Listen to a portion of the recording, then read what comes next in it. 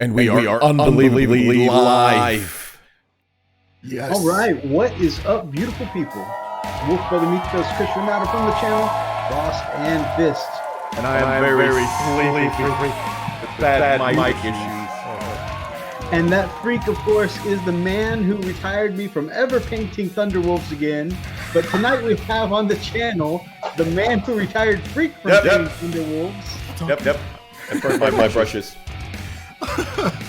There are ashes in there. What's up, y'all? This is Rob from TMP. And today we're going to be talking about, well, a whole bunch of things, really.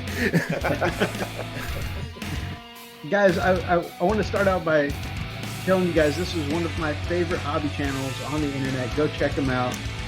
Although I have a hard time imagining anyone here in this chat is not already a fan of the miniatures paintbrush. I mean, who's not, right? Like, Inquisitor Zane. Moist. Oh, yeah. This is quality material here. So definitely super stoked to have you on the channel, man. Yeah. But, you know, I'm a little troubled because you said that I intimidated somebody to paint. I try to do the tutorial so this way anybody can achieve what I achieve. Just follow your steps. I mean, I'm not even good. So, I mean, you guys can Wow. That's even... I'm not good, peasants. I mean, you are. So what happened Rob, is that our fellows here in the chat saw my Thunderwolves and then Freak painted some Thunderwolves, and some of our wonderful chat members told me, you know what, you should just go ahead and sell off your Space Wolves. Give it up, man. Give it up. And so then shortly after I burned my Thunderwolves because Freak painted his. Then you put out your tutorial and showcase on your Thunderwolves, and then Freak said, "That's it. I'm burning my Thunderwolves." So it's a little awesome here. Well, I mean, I've been slacking big time because this is the last of the three, and I haven't even painted them yet. So I'm thinking about doing a tutorial on doing gray fur. So slack-a-lacking. That's right, big time. Before we get started, could you please give yourself a shameless plug, please? I'm an unknown artist who likes to share his hobby with other people. Actually, well, I'm just a YouTuber. Actually, when I started out YouTubing as my son, he said, well, I want to start a YouTube channel. And I said, well, how hard can it be? I mean, nobody's going to watch me paint the miniatures. So I'm just paint some miniatures and put that on the net and we'll see what happens. And I don't know, it became something like a family, and like I met some really amazing people, and then I felt like I need to do this every week. Like this is a need now. I have to help people. I love it. And I'm a teacher by trade, so I love showing how I do things, and I try to break it down as easy as possible. Anywho, but yeah, I'm a miniatures paintbrush on YouTube, and I think on the other social medias as well. I'm on Facebook, I think. Yeah, Miniatures Paintbrush Legion on Facebook, and I have an Instagram, the Miniatures Paintbrush as well. And if you have any questions about painting and stuff like that, you know, all the questions lead to new tutorials and stuff like that. Now, I remember being up for a Warhammer YouTube's award, the same as these guys right here. And that's how I met these amazing people. And I'll tell you, those YouTuber awards kind of changed my life because I really met like really awesome people. And I know these guys are brothers for life, you know, and that's how we hang. So I think it's just amazing how this hobby brings us together like that, and we all share a passion. I think it's just amazing. But yeah, I'm just a guy painting in his basement like pretty much every other person painting, and we're all on a journey. So good is, you know, it's all about perspective. Like I have some art of the week that I'm going to share later on. Well, you guys going to share later on. Then it puts my stuff to shame. That's what I aspire to. So we're all on a journey. I don't think you should ever be discouraged. No burning of paintbrushes. Okay. That is the law. The law. You come from not just miniature painting, but you actually come from an artistic background too, right? Well, I mean, I've been painting models since I was 11 years old with my brother, and they were usually cars. I was a car fanatic. I still am to an extent. Yeah, I saw that. Yeah, so I built a lot of scaled model cars, and I built a lot of military vehicles. My father was in, well, he served in World War II. I'm the youngest of my family of five, and he passed away. But I loved World War II era vehicles, and I built a lot of that, and that's where I learned a lot of the patinas and a lot of, like scratching and hairspraying technique. And I try to take what I learned from scale modeling and port that over into miniature painting. So there's a lot of different techniques that's been around since, since before even me. And, they've been doing it, model railroaders and stuff like that. They've been doing it forever. And I think that why separate all the hobbies? If we're building miniature things, why can't we use the techniques from all of that together just to better our repertoire? So Hey, just a quick test, guys. Test. Yeah, I do hear the echo. Just a quick test, guys. Yeah, it's really bad. Freaking Mike. Story of my life. Why am I getting a double echo? Stand by, guys. yeah, sure. Stand by. Put a little Happy face. While Freak is sorting that out, definitely I've seen several of your tutorials and stuff.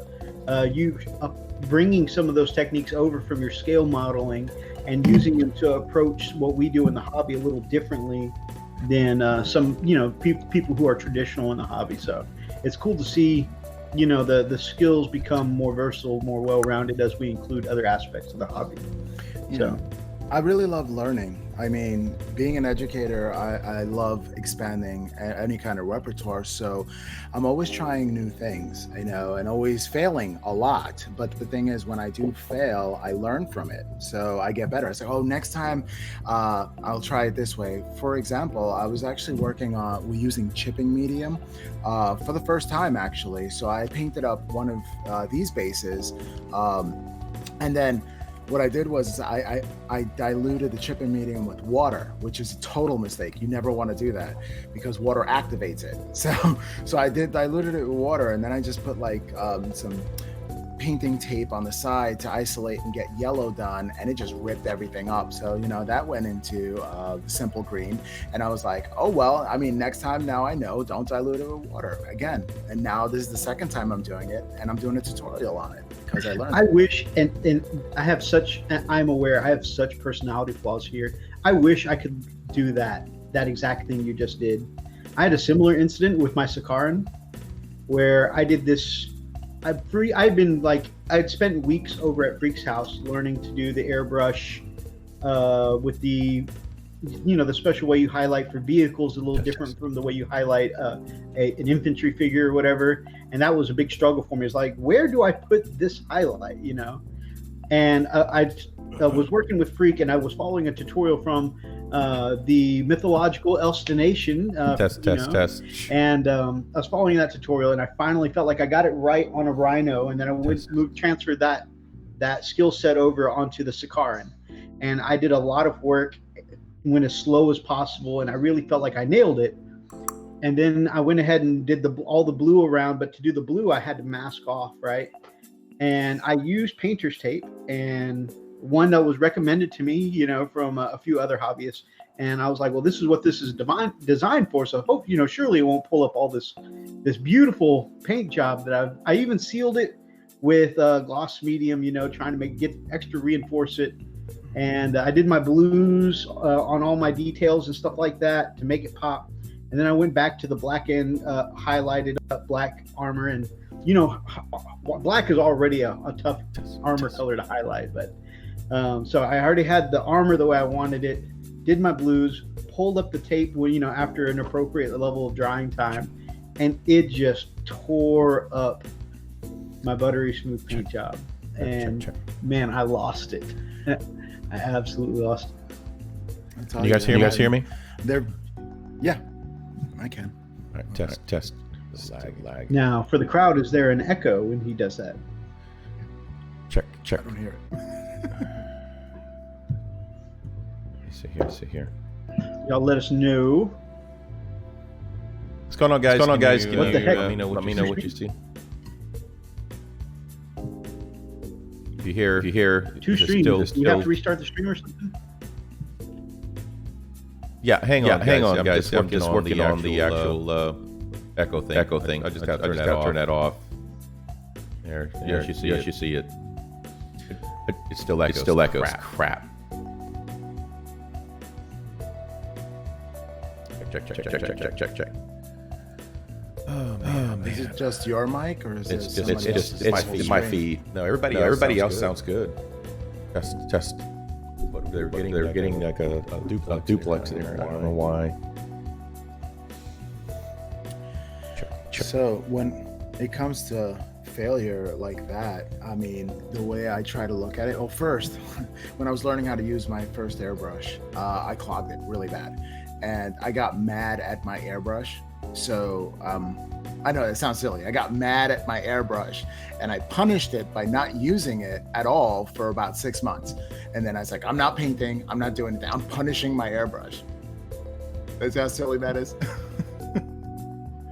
So the thing is that I look at it and again, I was like, okay, so I guess if I mess up a paint job so bad and I did it once, if I repeat it, I'll get good at it. So I just keep on repeating it until I get good at something. I think that has helped me out through a lot of failure, because I failed a lot. I only show my successes on my painting tutorials. Check. All right, can you guys hear me now? Can you guys hear me at all?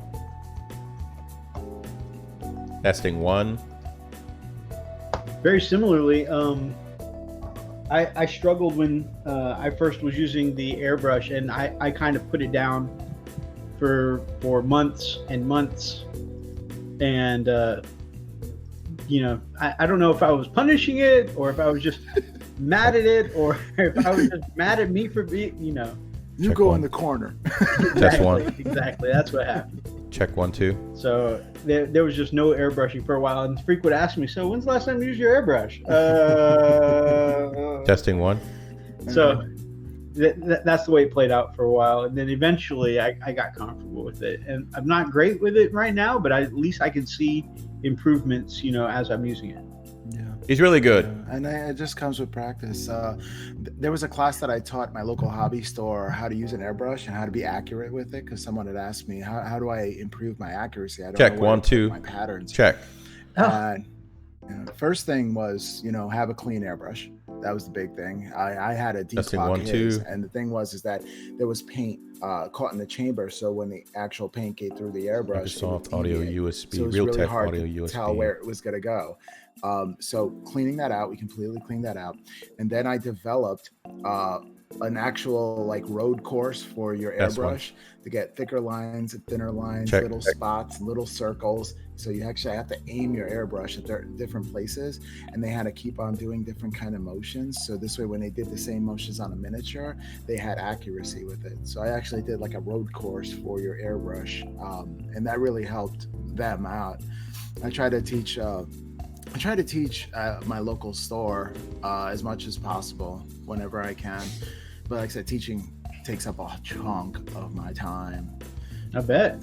Oh, it does. But it's so rewarding. Like, I got Teacher of the Month this year, and the kids came and gave me an award, and I was like almost in tears, because I was like, I need a win this week. I want to make sure that all my kids are passing and doing well and exceeding and everything else. And I'm like, I was really, really struggling some days, because my teaching lessons are the same as my painting. Like, some days are awesome. I mean, I'm on point and I'm on fire. And some days I'm like, oh, I could have did this better. And I started critiquing myself with that. So it's like an art to me. It's just a different kind. So I guess while I'm teaching, it's sort of like, I mean, there's similarities between painting and teaching, because it's a journey either way. So yeah, it's totally worth it. I was like, oh. Okay, guys, just quick test. Am I still duplexing?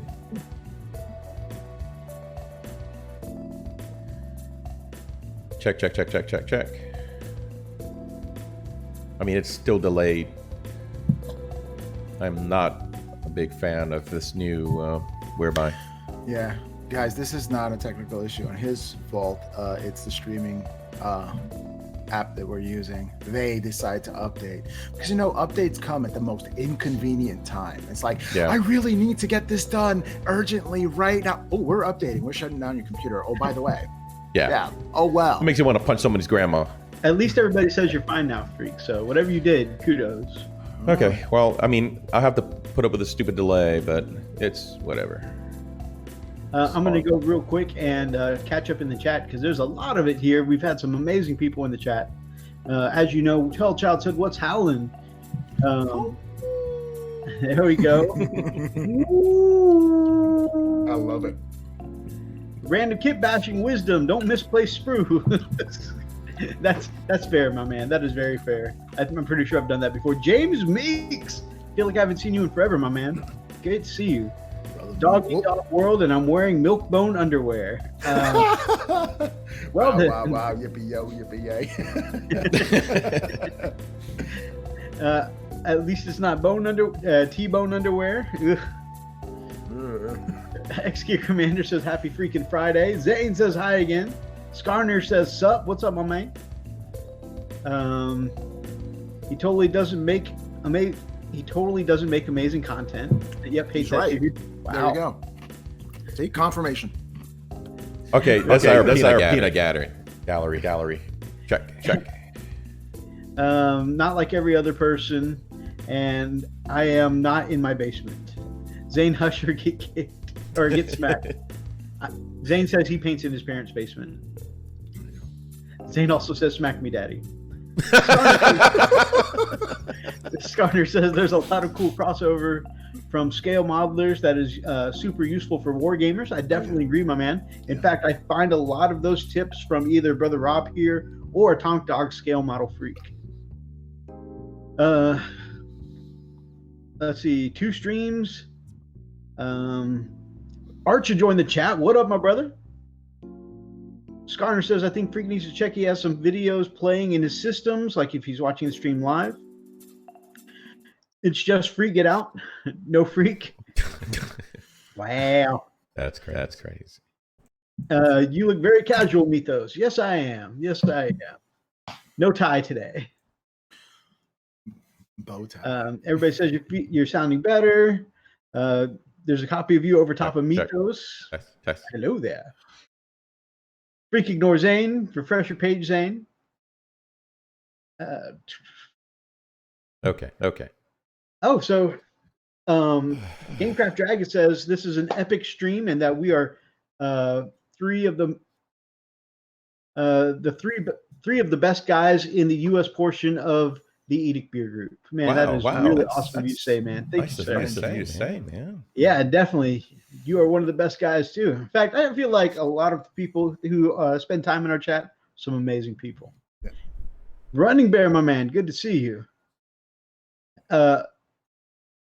Zane says he's the 4th most amazing person in the U.S. portion of the Edict Beer Group. I'm not going to dispute that. No.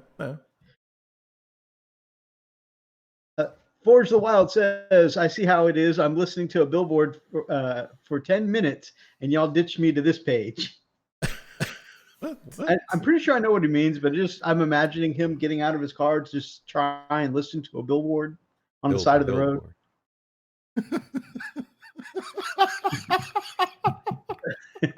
He's officially the 5th most amazing person. Wow. You just climbing the right there, buddy. That's awesome. Awesome. Congratulations. Now Freak's duping again. Yeah, I found the problem. But it's just a horrible delay on it. It's tolerable. Howable. Tolerable. All right. So real quick before we go into the actual hobby stuff, since you were just talking about teaching, my friend, I wanted to ask. So I similarly but very differently. I teach adults, right?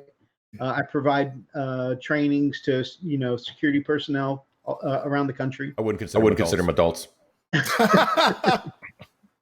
Anyways, I'm gonna ignore that. I have some really fine people on my team across the country. Not all of them are that quality, but I have some really fine people on my team. So Freak used to work with me, so And personal experience. unfortunately, the ones at the site he's seen, I can see why he would say that. When you're talking to them and they're just drool. There was one he literally called short tie because I can imagine. Really? Yeah, Really? Ty was like, yeah. He called him that because his tie only came down to like nipple level, but also because he was a little slow on the uptake, so short tie was kind of his code for short bus. Pobrecito. Ito. We're just shortening it down. Ito again. Ito. All right.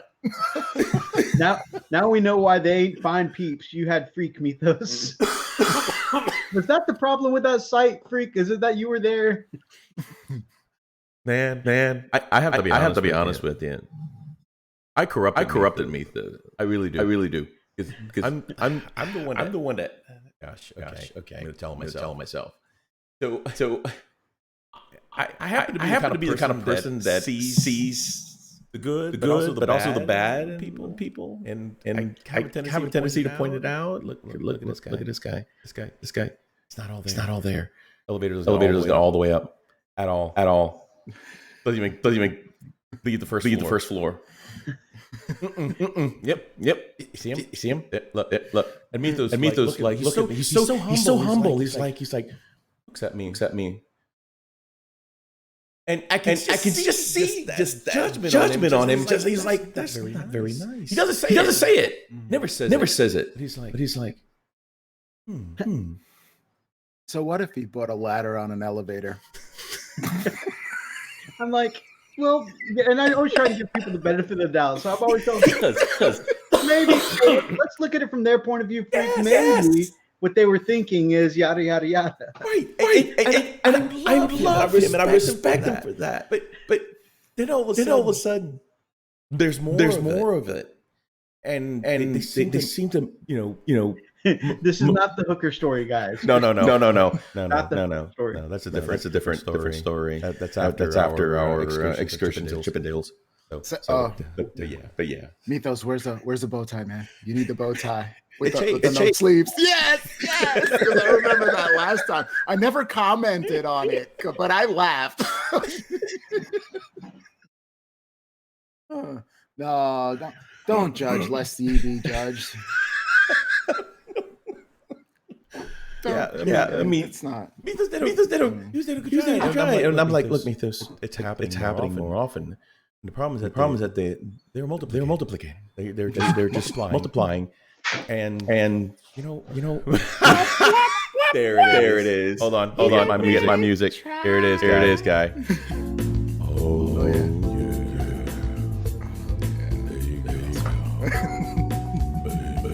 Oh, there's the moves. Oh, watch it. Sexy. Come on, show us a little something, baby. This show just got rated R. Kappa. We're No, this is not for kids. No, not for cheering. No cheering out here. Nope. Hey. As the quarter starts. Okay, we are way off topic. So, and I was actually trying to ask a real question. Make it right.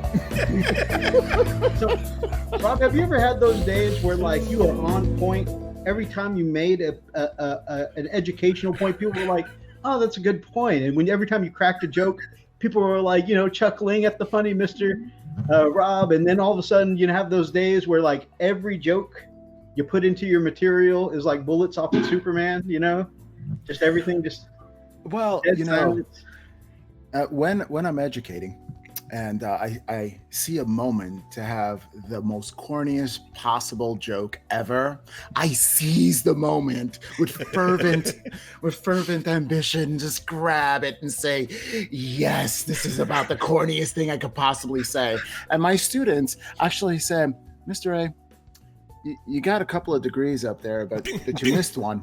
You should have had a degree in dad jokes. You should definitely have a degree in dad jokes. And I was like, I'm working on my undergrad on that. But after a couple of years of the kids knowing me, it's like, nah, you got your doctorate, bro. You got your doctorate. And I'm like, yeah, I'm highly educated. That's awesome. You need to bring a mic to school and just drop. I purposely say really bad jokes, and they love it. They love how bad it is. It's like a B-rated movie that you know it's going to be absolutely terrible, but you got to watch it and like even talk through the entire thing. Oh, look, it's the swamp thing again. So this is a horrible, you know it's going to be bad, but it's so bad it's good. So there you go. So I just embrace it. Embrace the dad joke. Embrace it. Vente. Just come into the arms. Lady Dragon isn't even watching, and y'all are making her moist. Wow. It takes about 5 minutes and longer for kids, though we are all 13 in this channel mental wise. Yep. Yeah, 5 good point. minutes into this show, we're all a bunch of 13-year-olds. Yeah. Oil paints. They stay moist for long periods of time. For a long time. He's for fun. Oh goodness. All right, guys. Hobby update. Freak, what you been working on this week, man? What you got for Poke Chat? Bro, I'm finished. I finished my Redemptor. Yeah. Finally finished, based up, good to go. Yep.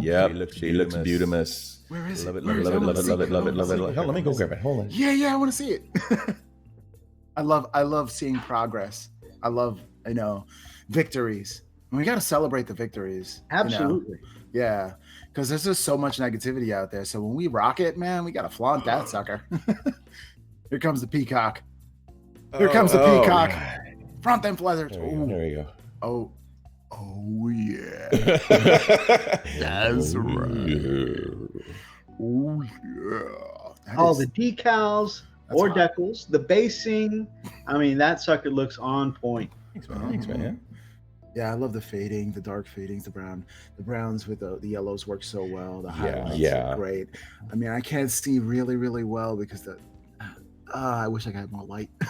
Hold on. I'll do one better. I can't do too many because Mithas yells at me and gets mad at me for posting stuff before I actually do my. Oh yeah, I get on to him, gives away the entire farm before he does the showcase. I'm like, then nobody's gonna watch the showcase. That's not true. You guys, I think people would watch no matter what. You have a very dedicated following, including Leather Pig. Welcome back, my man. Is Freak's audio doubled up? Again? Y'all listen. Yep. Zane says you are still echoing. Whipping freaking chickens. Hate my life. I just pictured that. Big D says that's what making me crazy with my phone camera being dead. I can't Instagram. No progress on these Stormcasts. That's all right, my man. For Stormcast. I love all you. I'm in love with AOS right now.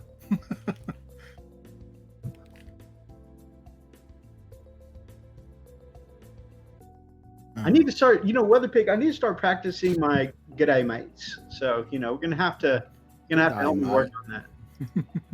Even though my wife was looking up pictures of huntsman spiders today, and so then I went back and showed the family pictures of the huntsman spiders that are the size of the school clocks on the walls. And so I've decided to take Australia back off the table, and that one's probably not gonna happen. See, with me, it's botflies. Things terrify me. I'm not going to rainforest. I wanted to go to Costa Rica, and then I was like, yeah. What those things boring in my head. Fortuwell says I was dedicated, but then emo. I love my emo. Well, your emo. GameCraft Dragon says, I'm loving my original paint scheme for them, purple and silver with old gold highlights. That's cool. Nice. I really like the pictures we've seen so far and what you put up during your live shows. Yeah, man. If only they were only go there if they legalized Dragon's Breath AA12s. Man, AA12s and Dragon's Breath, those shells would melt AA12 so fast, you'd probably get about half a magazine out and then be done. Zane says emo gets him moist. This is no secret to us. This is no secret.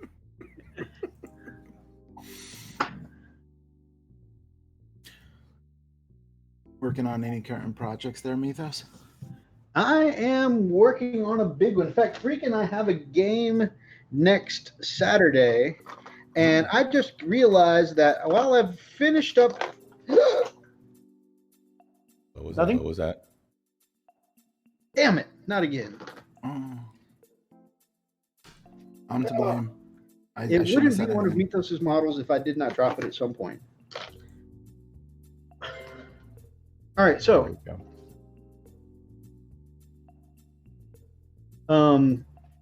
yeah, I was talking to Freak, and it just hit me that I have 6 days now to paint up or finish painting up 6 bikes and this repulsor for our game. Wow. I'm done with the bikes. I really just got to do the riders, and I need to wash the golds on the bikes. I just saw Vince Venturella had posted that he did 2,000 points of an army of ogre army in, get this, 24 hours. 24 hours? Wow. 24 hours. I'm like, bro, that's just not human. Like, what? 2,000 points in 24. They say, yeah, he did it. And if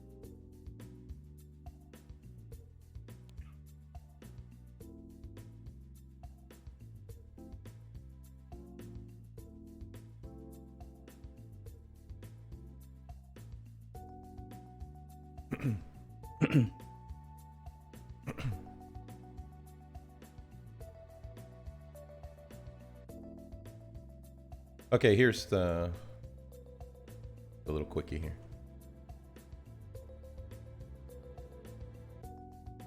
Send you guys the pic of it. God, I don't know what is going on. Thanks, man. Here's the, and I can only do one more. There we go.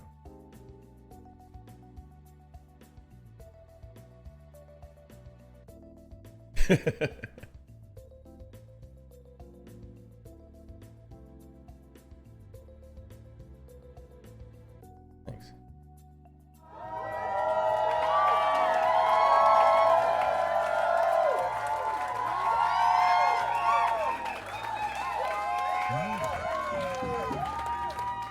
Oh, really struggling with this mic. What's happening is it's actually feeding into my, well, I'm not supposed to be hearing it. For some reason, it's just duplicating, and I don't know why. Really annoying. Yeah, it's. Hate this.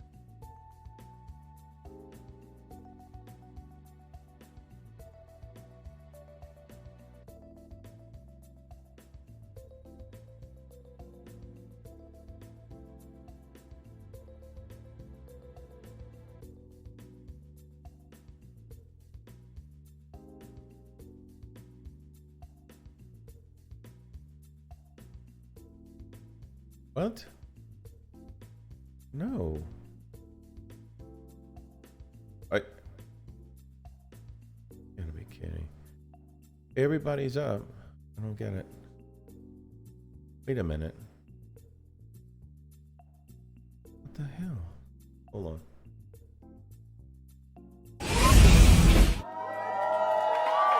Okay. Say something else. It's not coming up. Oh my gosh.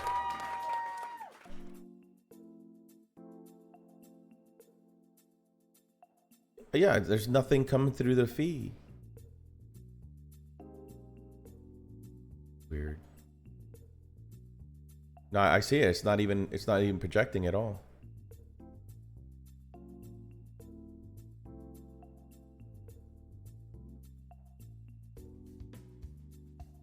All right, stand by. Put a little music on here.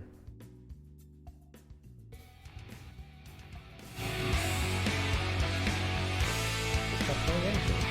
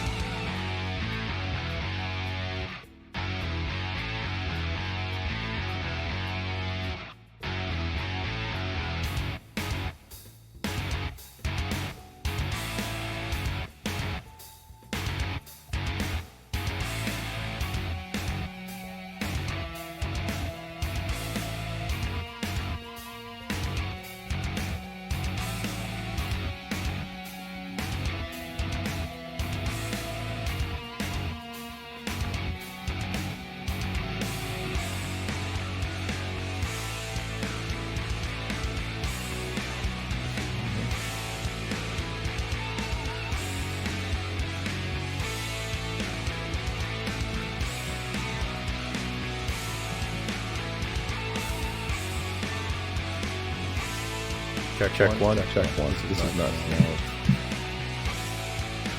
Face up. What up, baby? Okay. So that.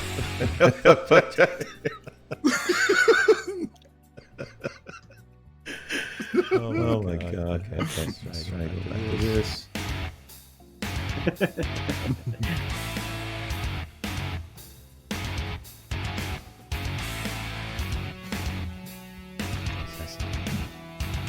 Come on.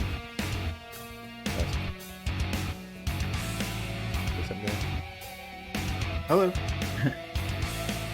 We can hear them now, but now Freak's duplicated.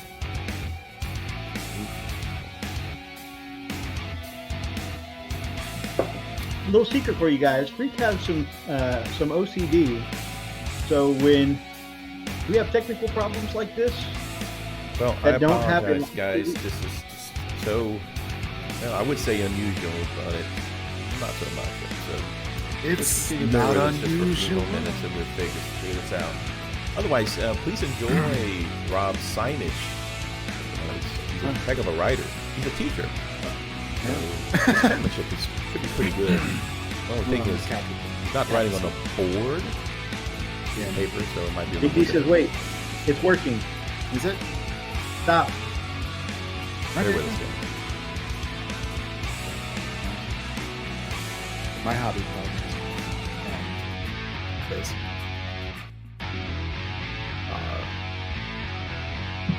I've been working a lot on the flesh eater course. A lot. I got a bug. Whenever I start hobbying on something, I have to finish it. So it's like,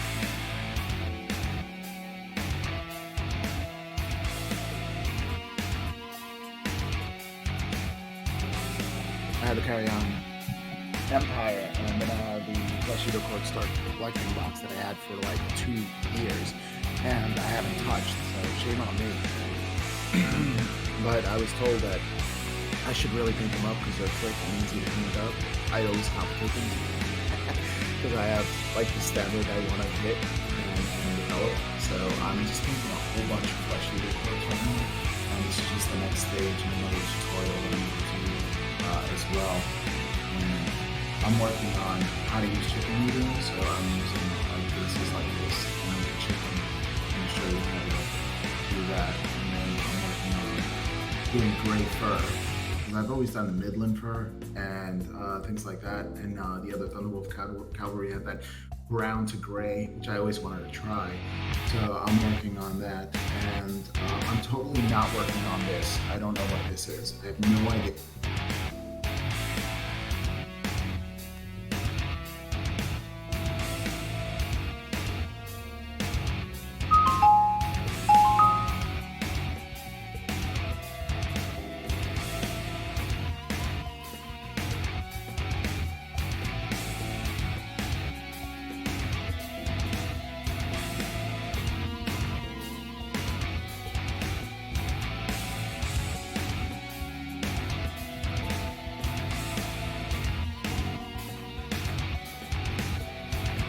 Battle Report, and I have a special guest on there that never played a war game ever.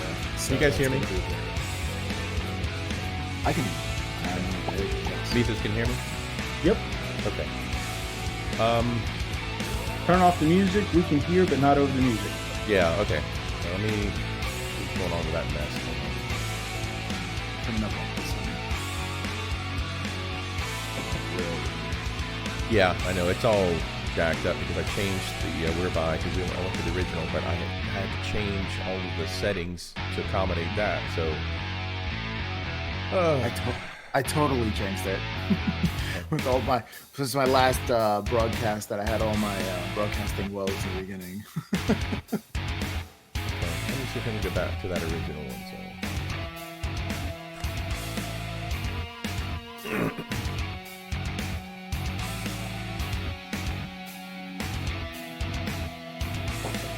Okay.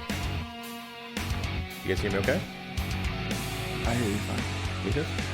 I hear you. Okay, so everything is seems to be working. Let me see. OBS is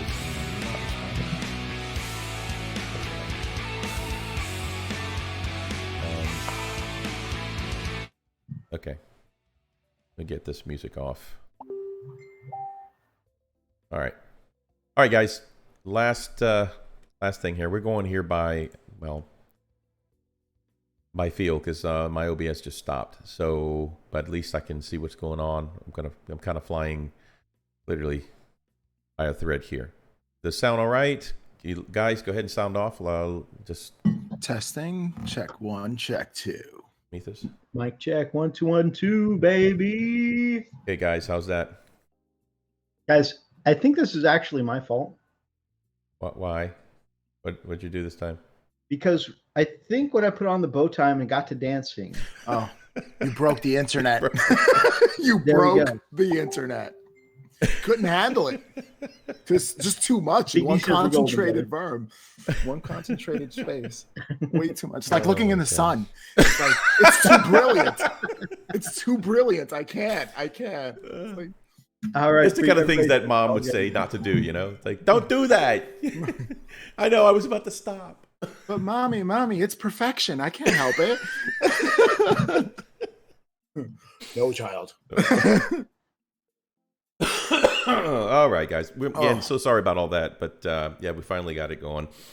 Oh my gosh, that was going to drive me absolutely bananas. Okay. So I wonder what would happen if this fought this. Ooh.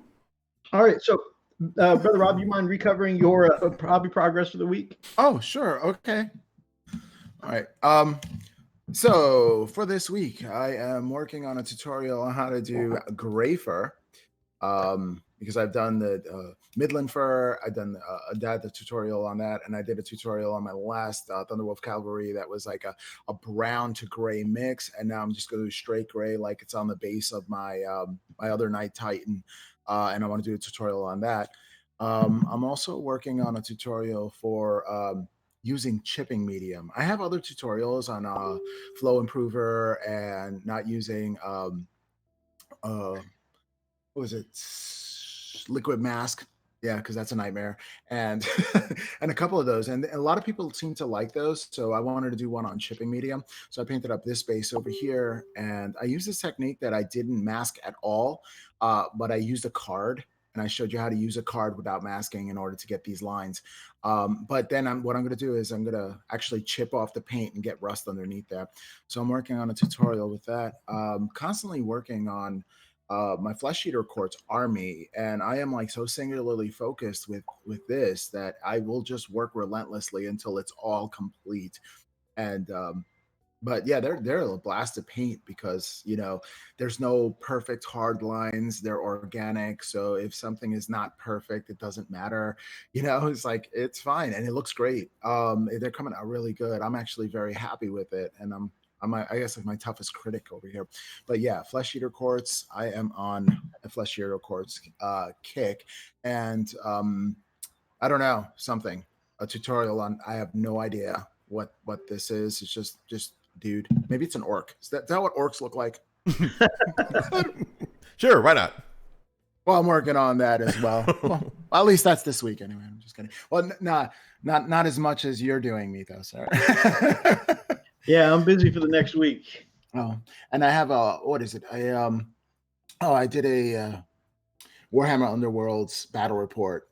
So I did that, and it's more cinematic. And the one game took 3 days to record. Ooh. So yeah, people don't realize how much it takes to record a battle report. It's a lot, but yeah, you know, it's worth it. It definitely is. Yeah, and you know, what Freak and I do is not even high quality battle report. So, and you know, we don't have the whole production of, you know, overhead lights and overhead cameras, and you know, we don't have the whole super lighting in studio and whatnot. And it still always takes like triple as long to record and then edit a battle report because you're stringing so much together. So I can only imagine, you know, what folks who do it at a higher quality scale are dealing with. Yeah, it was. I always wanted to do like a cinematic style like that, and it's a labor of love, but it's so worth it. Like when I watch it now, I'm like, yeah. Some of my favorites, if you want cinematic style battle reports, guys, is Warzone Warlock. Go check that out. Yep. Very cool. They not only do cinematic, they do voiceovers. They add laser effects and explosion effects, and I love that. It's very cool. And gorgeously painted armies. Their Void Stalkers are some of the best Space Marines I've ever seen. I watch them. I watch Winter's SAO and Wargamer Girl, surprisingly, but they're Warma Hordes. But the way she does the battle reports, I think they're epic. Nice. That's awesome. For myself, I know I started talking about it a little bit ago, and then I think I got distracted, as I usually do. But 6 bikes, and the bikes are mostly done. The golds need some wash, but I had to do the control panels because thanks to Freak, I'm now OCD about control panels. Awesome. 3 clusters. Got the. I know traditionally, these should be brake lights, so they should be red. But there's so much red all over the model. I just did them in green. I like it. But that's nice, man. Yeah, bro, your skills. Oil, man. some non-oil and some weathering down in there. Unlike my first batch of bikes, these are veterans, so I wanted to take a little more care. And I did some Space Wolves Gray Contrast, not only some airbrush shading along the sides here, lower part of the bike, but I also went back with a fine brush tip and just kind of got between the white gears and cogs and all that good stuff. So that way there's some definition there. I tell you what, is there anybody that knows how to do leather is Mythos. Oh my gosh, his leathers look so real. Wow. Thank you. A little tanning there. And then something else I got for the hobby. With your tanning, do you use the sun? I got some of these guys, some Reaper Bones Null Warriors. Now, what could a wargamer need with some Reaper Bones? If you guys have seen some of my white scars so far, I like putting flails as kind of Asian not morning stars, meteor hammers. It's just a little flavor bit, a little bit of a style. I like to use those as flails as meteor hammers to go stand in for my thunder hammers. And you can see where I've done that on one of my sergeants, and that is taken from a D&D Minotaur figure. Huh. So with these Null Warriors, doing the same, because that's a left-handed, and so I needed a right-handed, and I found, for all of these 6 veteran bikes I'm working on, some right-handed flails to be my meteor hammers. So I'm going to steal those flails. And then I thought about it, and I really like that. So those that don't know, Chigorians, white scars are based on like Asian tribal, huntsmen on horseback, right? And these shields kind of scream, tribal design to me. And so I think I'm going to use the shields too. If I can find a way, you can see they're molded onto the arm. So if I can find a way to extract it cleanly, that may end up being my storm shields for the group, just because it would give it that kind of tribal design I want to look for. So I bought these guys just for the weapons, and I think I'm going to get to use the shields too. A tip. Go ahead. Just a warning on Reaper Bones. I have the 4 set and the 3 the core sets, and be careful I don't know if you do or not, but if you rattle can, avoid rattle canning those things as primers, because that really, so there's a chemical reaction in there. It'll just make you a bad day. Because I ruined a couple of miniatures and I fell on my face with that. So but those are epic. All of my white scar stuff I've done with D&D miniatures has all been with my go-to Vallejo surface primer. Yeah, you can't go wrong with that stuff. Hey, Mythos, after you're done, I'm going to finalize the stuff that I've been doing. So let me know when you finish with your hobby. Well, that is pretty much my hobby. Oh, hey, Freak, I tossed in my Knights of the Old Republic picture. That's my other big hobby update. Do you mind tossing that up? That's my last bit of hobby update. Yeah, hang on a second. So we started watching The Mandalorian on Thanksgiving, as we discussed last Friday. So after the show, last Friday, our last live stream, man, I restarted Knights of the Old Republic, and I spent the rest of that weekend just sinking time into Knights of the Old Republic. That's one of my favorite games of all time. And the funny thing is that I never finished it. I made it to the last level several times, and like I kept getting data corrupted, data error, that kind of stuff. And so I didn't realize you never really finished it. Yeah, I made it to the last level. I just couldn't finish it. How about that? So I'm gonna try and fix it. And then when my computer, started to die down earlier in the week, I was like, no, don't tell me he's gonna have to wipe the whole thing. Zane is back. Welcome back, Zane. He's back. Back for the cheeks. On this Jedi guy. So in 2 days, I got my got full Jedi status and my double lightsaber. So very nice. Pretty stoked. The handsome looking Jedi there. He sometimes wears a bow tie. We talked about high quality battle reports. Gamecraft Dragon says he loves Winter's SEO and 40K in 30 minutes. I just recently subscribed to them because they did a White Scars battle report. Also, that's something the curse of my vampire curse again. Some of our chat members say that I have vampire luck. I absorb luck from other people. Yep. And part of that is typically 9 times out of 10, whichever side that I'm cheering for in a battle report will have the most awful rolls.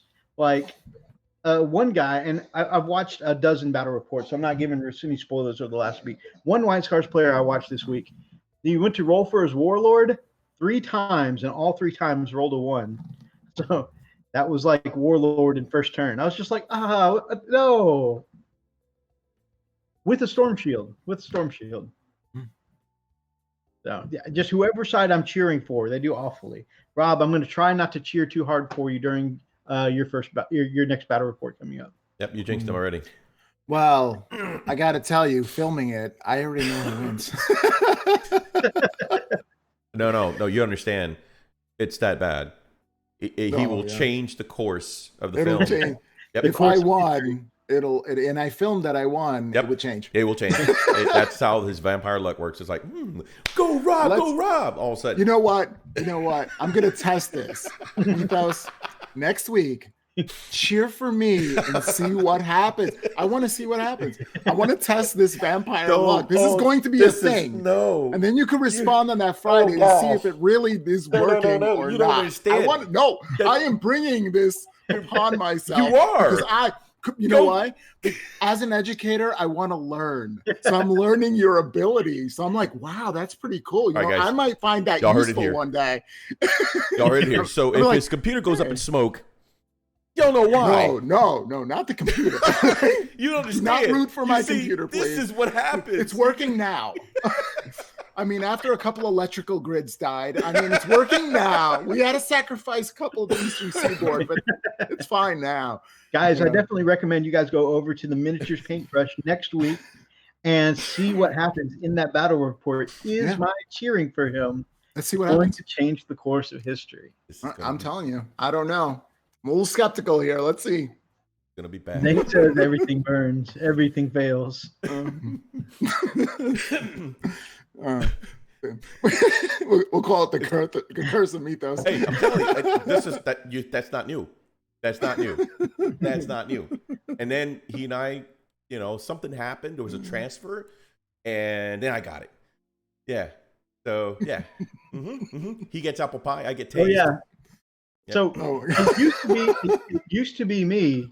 I once had this session. We were in the middle of a game, and I rolled 8 dice and came away with 8 ones.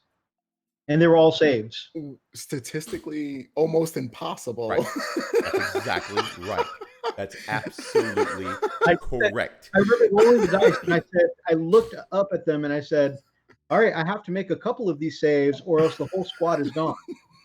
It was my Wolfen, too. Oh, my. No. 8 ones. Everyone. Squad wipe. Ouch. 1 shooting phase. Okay, Ouch. And just for that, a year later, I'm playing my buddy Atlas, okay, and I'm like, okay, I'm just shooting nothing but blast cannons at him, right? I mean, there's no way that I could miss. This is just, I don't remember. I think it was my aggressors. Anyway, I just knew there was just a lot of firepower that was going at him, right? And I roll, okay? I roll somewhat decent on my hits. Every one of my 2 wound rolls, no lie, I called Mythos. I sent in a picture of the stupid roll, and I said, why? Why? Just why? This is stupid. And I mean, I lost my mind. I said, this is impossible. By the way, it was like a handful. The whole handful. Wow. Completely nothing but ones. Wow. And I'm like, wow. He said, this is supposed to be you. It should have been you. I'm like, sorry.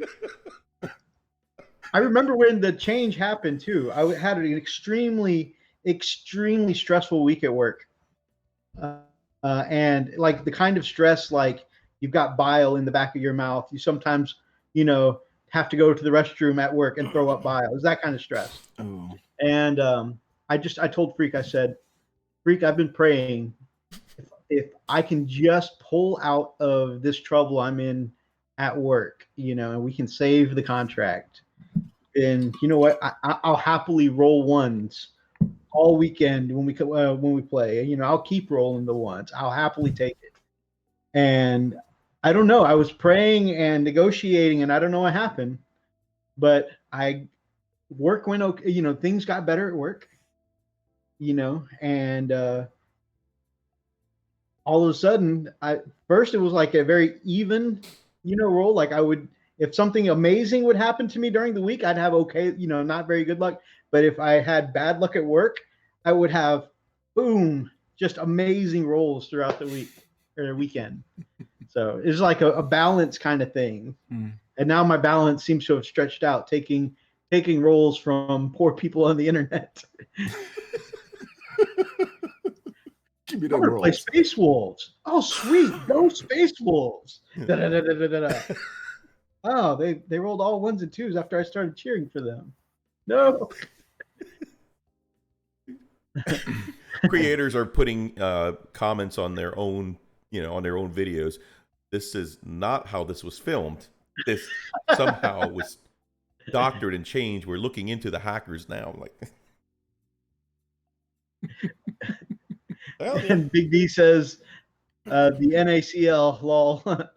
Vampire luck strikes again. Freak, all our games prove that Nurgle will gladly accept Shut you. up. Shut your face. Shut your pie hole. You shut up, Atlas. Shut it. Can't stand you. Oh my gosh. And then he had the audacity to say, here, Freak, use my dice. No, I'm not touching your nasty dice. No, man, get away from me. Dude, trust me. Here, use my dice. Dude, leave me alone. Trust me, Freak. So, whatever. I took his dice, rolled. Would you believe I actually rolled well? That's awesome. No, that's not how it's supposed to work. And I have to say, go pop, because I have an army. I have a lot. Oh my gosh, it's all on Sprue, but oh, because I will never forget that day, man. Oh my gosh, I was losing my mind. Man, that was also the same day where and this wasn't long after the whole 8th edition thing, so we were still kind of working out the rules and stuff like that. And I had gotten in 8th edition games much earlier than Freak. Freak was transitioning jobs at the time, so he started really getting into 8th edition like 6 months after 8th edition started. Mm. And so he called me, and he's like, wait, explain this character rule bullshit to me again. And I was like, what do you mean? So I would talk to him about the character rules. And he's like, so you're telling me if he's got like 400 zombies on the field and one guy at the back, but they're in combat, I can't shoot them. I still can't shoot the mofo at the back. I'm like, that's the way it is, bro. I just hear him swear and hang up and then call me back. It's like, let me tell you how jacked up this is. Dude, I lost my mind. This was This was after the pics of 2 handfuls of ones that he sent me. Yeah. Oh, wow. That was probably the worst game. I like, dude. You know what? This. I don't want to relive it. This. I know this is this is a kid's show, but dang it. Nurgle scarred him that day the way that Tal scarred me. Oh. Yeah, that was bad. A little more so today, huh? Take some time. Put some Windex on it. With the Windex. He's sort of fine.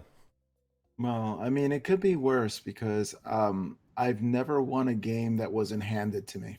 And now let me expand on this, okay? Okay. So first, I paint what I think it's cool. In fact, I will paint an entire army and not have the codex and not even look at a rule. So when I come to the gaming store and there's a lot of people that are really into the meta, yeah, I don't know what turn 2 is. What is turn 2? Oh, that's me packing up and going home with my really good-looking army that always wins best painted at my hobby store. Like, wow, that's a really cool army. I'm glad I got to see it for one turn. You know? But then, here's the thing. There are some people that feel pity towards me. So the pity games, right? Oh, you're new into the hobby. Oh, okay, let me show you how the rules work. Come here. Let me hold your hand. Oh, okay. You can roll the dice. Look, you won. Thank you. Yeah, isn't Warhammer cool? Like, Those are somewhere in the middle there. I don't count them as win. And honestly, but here's the thing. I don't mind if I lose. I don't. I want it to be close though. I want it to be close. Yeah. See, that's where I am. Like, give me a shot. Like I went over some Blood Angels and this guy was really cool, right? So he was going to completely decimate me. And he had his Dreadnought and I had Bjorn. And I said, you know what would be cool with this game? I know I'm not going to win it, but I would love to just fight my Dread against your Dread. Let's see what happens. And he was like, honor duel. And I'm like, you are officially one of the coolest people I know. We went in there and Bjorn tore it up and I felt so good. He still won the game, but at least I got to do something. Yeah. I wasn't blown off the table. I wasn't blown off. Wasn't blown off the table or anything like that. So it's pretty good. See, and that's exactly where I am. And for a little while there, I got a little reputation at the store for not liking to lose, but it's not that I don't like to lose. Yes, I like to lose. You just like to win. It's not even that. Like you, I want it to just be a close game, right? Yeah. If it was like neck and neck, and we were fighting, and we were both pulling models off the tables, that's it. Win or lose. If we're both pulling models off the table, I'm having a great time. Yeah, I'm having fun. It's those, and then I'm not even gonna call out factions here, okay? But it's those that turn 1, turn 2. I have literally had games where it took me longer to set my models up on the table than it took me to play the game. They just came out with a Battle Force box. The second one in 2 years. I'm going to pick that one up too. I don't know when I'm going to ever build a Tau, but I have every unit. I have everything they have. I don't have any of the Forge World stuff, like that really big thing. Destination. Good to see you, my man. Have you seen that thing? I think that thing should have its own cabinet. That thing, it's like Warlord Titan status. Like, yeah, I don't have that yet. You mean the Storm Surge? Yeah. Oh no, bigger than that. Bigger than that. The Yavara? I think so. The Storm Surge has this. You seen that? You seen that? Yeah. I think Shapeways. Yes, I ordered them. Nice. It has arms. Now that's cool. They look like Optimus Prime kind of arms too. I like that. But every time someone brings out a Storm Surge, I'm like, oh, look at it. But I can't help. And they have no idea what I'm talking about. I'm literally doing this in the store. You have a big head and little arms. I just don't think this was thought through. Give a Tyrannosaurus a fork and a knife and some pasta and see what happens. I can do it. Morning, gents. With that said, Rob, what do you think about the Battle Force Space Wolves box? All right. I have a clear opinion about that, but I'll let you guys comment on it first. Or is it that directed towards me? That's wide open, man. Oh. That says specifically Rob, but being Space Wolves players ourselves, I think we'll also weigh in on it. If you look right there, that's the first one. Right? That's the first one. Yeah. 28 models and a whole variety of stuff. And that flyer, and you got this is so much there. This box is what got me into Space Wolves. It really is. Because I had so many things. And after I was done painting that box, I felt like I was so invested into Space Wolves. I'm so deep in, I couldn't turn back.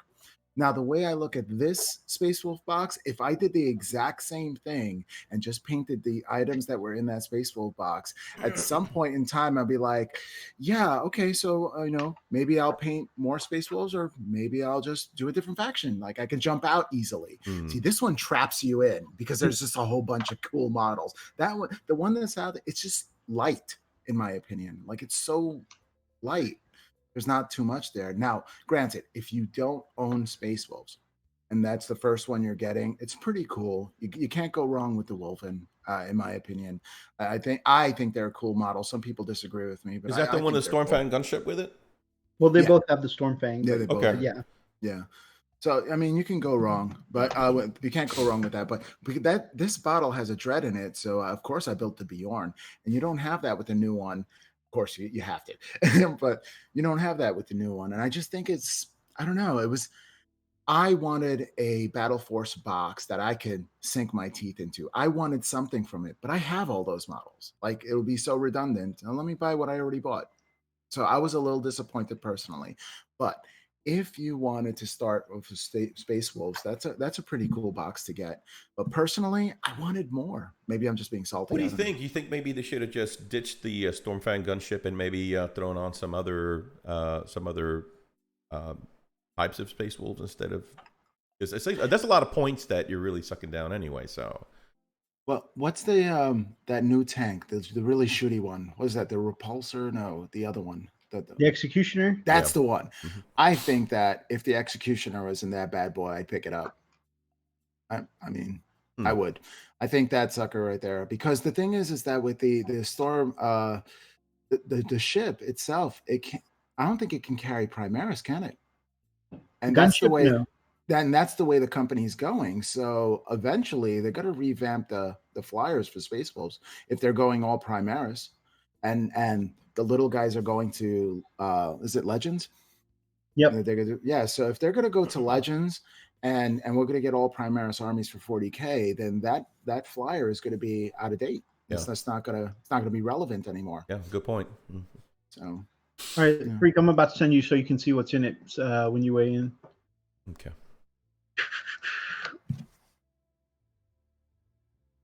All right, so myself actually taking a look at it, I actually personally think it's from more than just a painting perspective.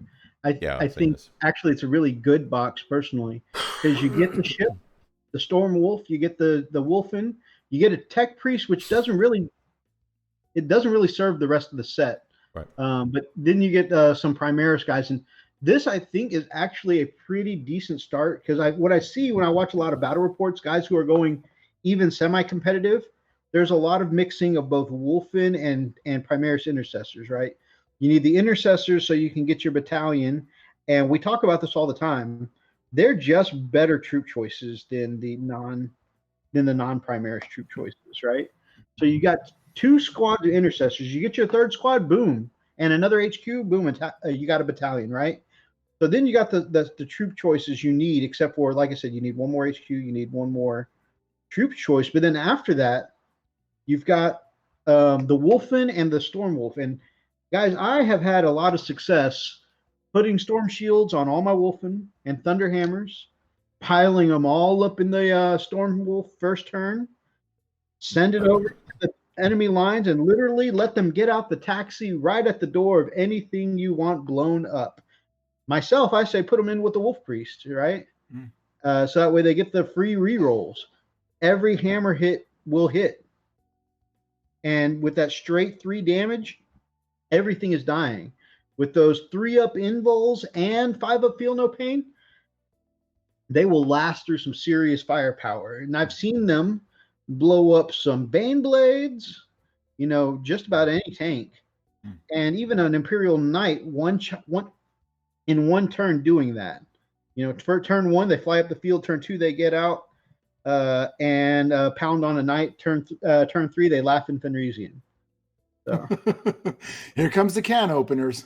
So for what they do, you get two out of 3 points of the battalion points there with the intercessors, good solid troops, and you get the Storm Wolf and the the delivery system for the Wolfen, shove them up the field, blow stuff up. I think it's a great place to start a Space Wolves force myself.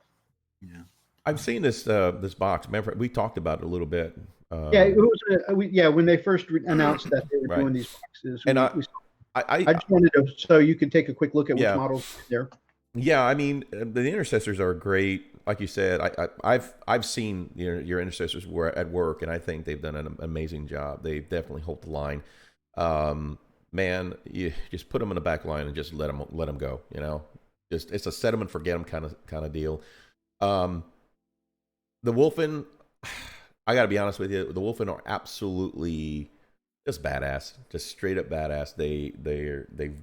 By the way, that Knight that he's talking about, that was my Knight that he devastated with the friggin' Wolfen. So, face.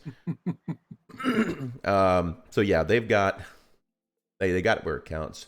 As far as for the gunship, I like it, and I do agree that they need some kind of vehicle to be able to to be delivered, but I don't know. It almost seems like it seems almost like it's like a waste of.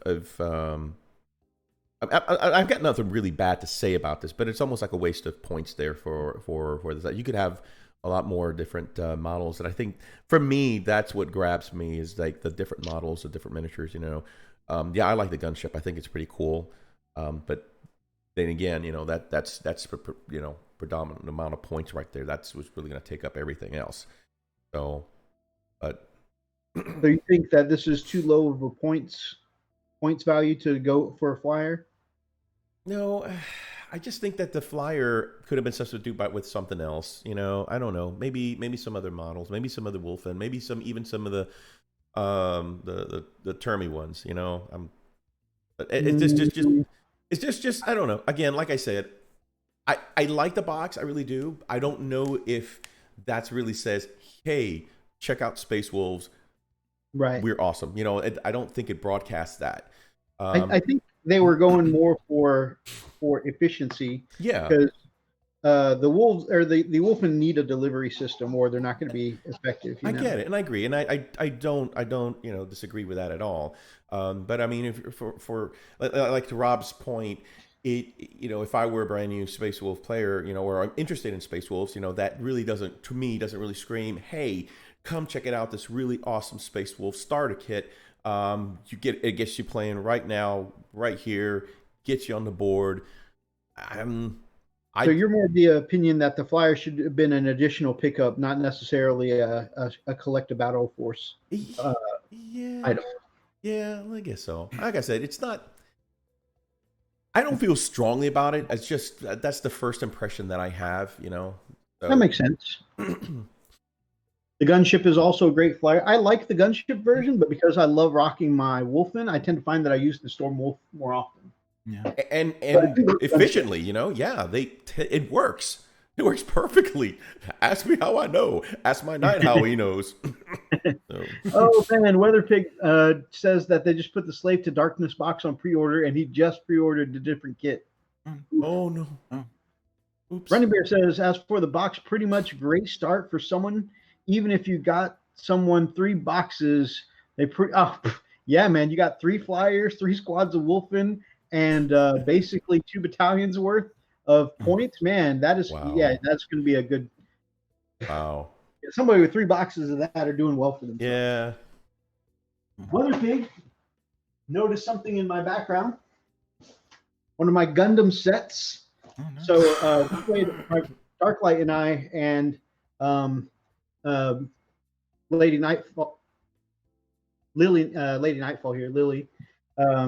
We all played a bunch of Dynasty Warriors Gundam for a while, and Darklight, while we were at the convention, found me my favorite one from that, the 00. My favorite in the game was the 00 Riser, and we had to get it. And then I slacked off and never built it or painted it. But one of my favorite Gundams, the 00. Weatherpig is currently painting, and you'll see in Art of the Week, Weatherpig is currently painting a Gundam himself, so that'll be cool to see. Nice. Yeah. So I personally use my Stormwolf in all my games, and I haven't painted my Wolfen yet. So I just You use your what? I use my Space Wolf transport, and I'm not transporting anything. See how efficient that is? Yeah, I noticed, and I used to bring it up in your live chats all the time. I'm like, you need to get some Wolfen to go with that flyer. Well, here's the thing. You want to hear some sad news? I have 50 intercessors that I haven't built yet. 50. 50? Wow. 50. So when I see this box set, I'm like, oh yeah, intercessors. Okay, that's nice. As one of us in the hobby and a lot of people in the chat here, I know I'm in the same boat. As someone with too many armies, I look at those excess of intercessors as valuable assets, because I'm like, I need a battalion for my White Scars. I need a battalion for my Ultras. I need a battalion for my Space Wolves.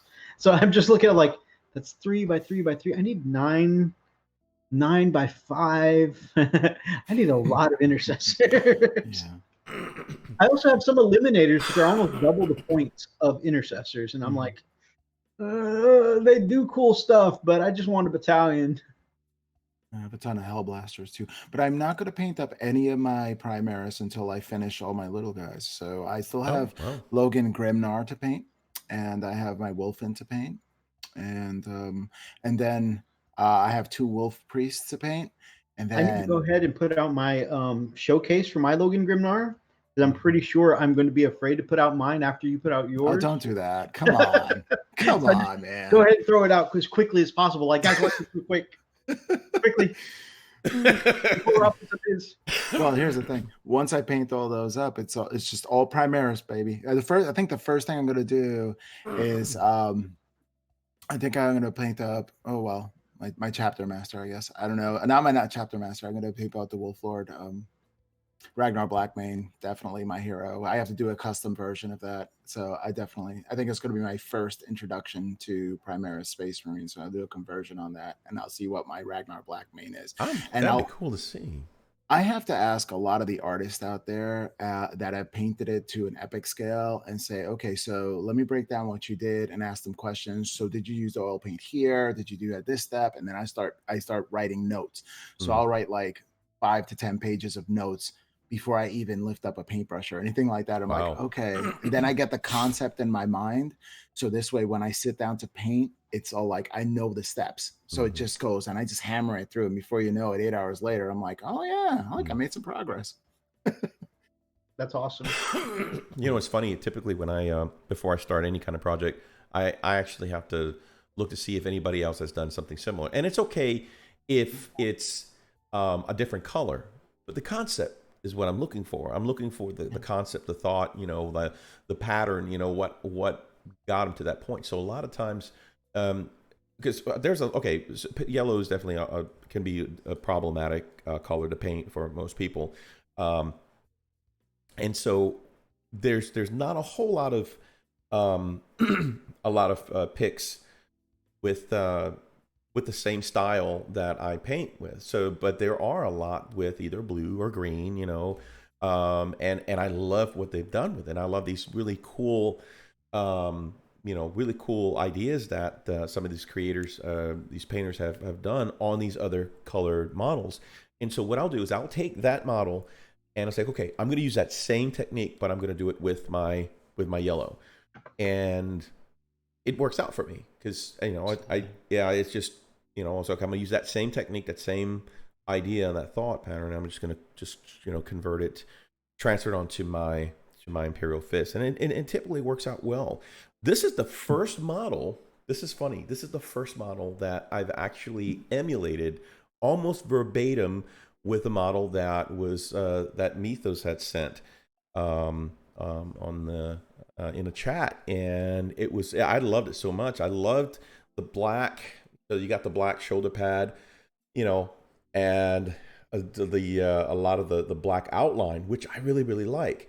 And the steel fist, that was new. Yeah, the whole steel. Neither of us have seen that before. Right. Okay. So typically the guard is typically yellow, and then the fingers are metallic. But I fell in love with it. I said, okay, I am going to do this, and I took that picture. I actually kept it on I've got a TV here in my room and in my studio, and I had that full blown right here, and I'm just watching it. I'm going right at it, man. Of course, and I was surprised how pretty close I got to it. Of course, I didn't do all the chipping and the weathering and all that, but the gradients, the highlighting and the shading, I mean, it's pretty much dead on. So I got so excited. I even found the same decals that he had on there, so I actually put them on. It's like, okay, This is it. This is exactly what I want. That's awesome. Yeah. So it's almost like, okay, I want that one. I'm going to paint it. That's exactly how I want it, and that's how I duplicated it. So. And that's something that even I draw from teaching. It's you're only as good as your plan. So you're only as good as your lesson plan. You're only as good as the plan that you come up with and how you focus on your paint job. If you're just willy-nilly putting anything down, I mean, that might work for you.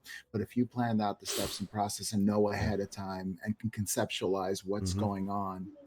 And every time you do that, like whenever you look at somebody's really good work, my mind always deconstructs it. Yeah. And I'm like, okay, so what steps and reverse? Right. Here's the finished product. Yeah. What steps did they take to get there? And then it's just you can't get away from that. Yeah. Well, it's funny because I don't have the experience that a lot of these YouTubers have, a lot of these creators have, especially like Kenny Boucher. This guy is amazing.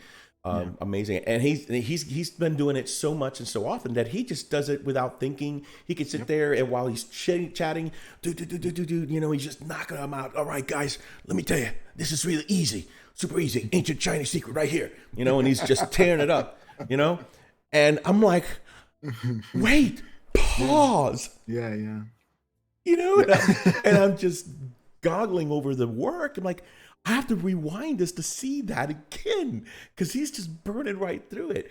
So yeah, it's you've got to. I basically have My very first inspiration for airbrushing was by painted. Okay.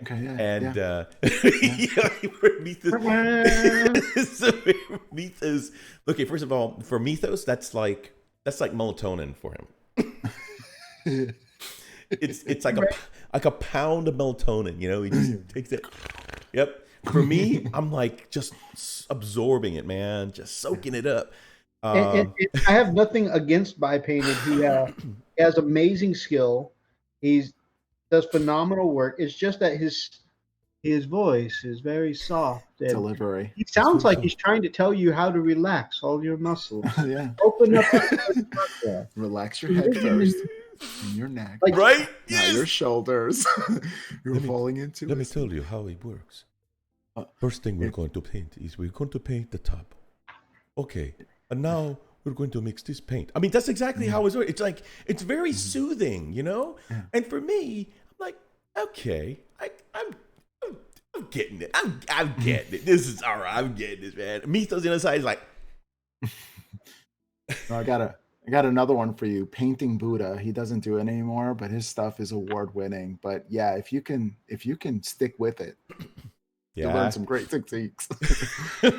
Great, awesome work.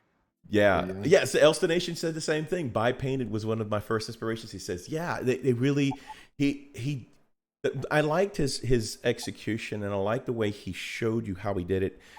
He always had the best angles. And I'm still learning to do that, to be able to video the proper angles for people to see what I'm doing. I'm horrible at that, so I gotta get that a little better. But no, he did a perfect job. He had the lighting, he had the angles, he had the close-ups, and you can see exactly what he did. And you're like, holy cow, this is fantastic, you know. But he had some he had some differences that I kind of started steering away from, that I started gravitating more towards, like the Kenny Bouchers and the same people that did that kind of thing, and a lot of people who did a lot of the non-metallic looks and things like that, you know, and the gorgeous, you know, the work, you know, the highlights and shadings. So it just progressed, it just evolved and got better and better. So this dreadnought will look so much different than my first dreadnought, right? I mean, they still have the highlights and shadings, but they're not like, you know, they don't look the same. You know, you're not going to have the lighter in the center and the darker on the sides, you know, for the legs. It's just going to looks like, you told me this when I first started doing this. Hey, just turn it upside down, blow some dark from the bottom up, take some white or lighter, top down. There you go. There's your Ta-da. Ta-da. Right? Ta-da. Yeah, and I thought that was great. I thought, yeah, we figured it out. That's it. Stick a fork in it. We're done. You know? But, you know, and then I'm starting to see all these other things like, oh, wait a minute. Mine doesn't look like that. And that one looks so good. Take that one. Here's what a couple of artists told me while I was in the Nova Open. It said, wherever you are in your journey, every single one of us pro painters, what they call pro painters, every single one of us have been there. Yeah. Exactly where you are. And no matter where you are in the journey, if you're just starting out or anything, every single one of us has been on your step. So don't worry about it. You'll get there. Keep pushing through. Yeah. That's pretty cool. I would like to take that opportunity to read the quote from Atlas, who says, me listening to expert level painters, taking notes, blending paints, and being just awesome. Me dips straight into pot, gloopy, uses colors on hand. There, it's weathered. That reminds me of that video, and we always reference that video all the time. How to paint the Golden Demon. Yes. Don't even use a brush. Just use your fingers. There we go. You can actually feel the contours of the model. Love that video. Dip it in acetone. It will look like you spent months weathering it. That's my favorite bit. That has got to be also when his servant Manfred, his assistant Manfred. Ruined it. How could you ruin it, Manfred? My stupid assistant Manfred. But he did tell me that if I dip it in this solution, it will turn all the models to green. It's called simple green. Yeah. Simply done. But yeah, man. I mean, I'm super excited. So this guy, I was super happy how he turned out. Now it's awesome. Now I'm ready to start banging out some of the other models I want to put. I got to get some Centurions on the table, man, fast. The thing is, there's so many pieces. so many pieces, man. I love the Centurions. I love the look, man. But man, I'm dreading putting them together. And I don't see too many Centurions really painted in the style that I want. I think that's the frustrating part about it, you know, because there's not many, you know. It's unique. And if you see like a bit painted on a different model, just take that one bit and transfer it over. Yeah. Transfer it over. Yeah. And I have to go and look for not yellow, but somebody else's, you know, the blue or green. Now, let this blow your mind. Yeah. And there's going to be someone else who's trying to paint in your style that's going to look at your work as a reference. Don't do it. That's what happens. No, I am not kidding you. This is what's going to happen. Because again, when you started painting that first model, and then you compare it to the model you're painting now. Right. And when you started, wouldn't you want a reference like yours, at least? Well, there you go. Yeah. No, you're right. And I think that's artistry in its purest form, because we do the same thing for music. You know, we hear a song and it's like, okay, I like that. I like the tones. I like the notes. I like how the arrangements all there. But I can't copy that song because it's not my song. But I will change it up, dissect it, and then I'll make it yours. Make it yours. Yeah. That's exactly right. So it's all about inspiration, right? We draw inspiration from others, and I think that's the beauty of the community. Yeah. I do this one thing. Like every model I build, I want to get good at one thing. So I take one thing and I'll push that. So it's like, oh yeah, I want to get better at wet blending. So like, okay, so the next 10 models I'm going to wet blend the armor.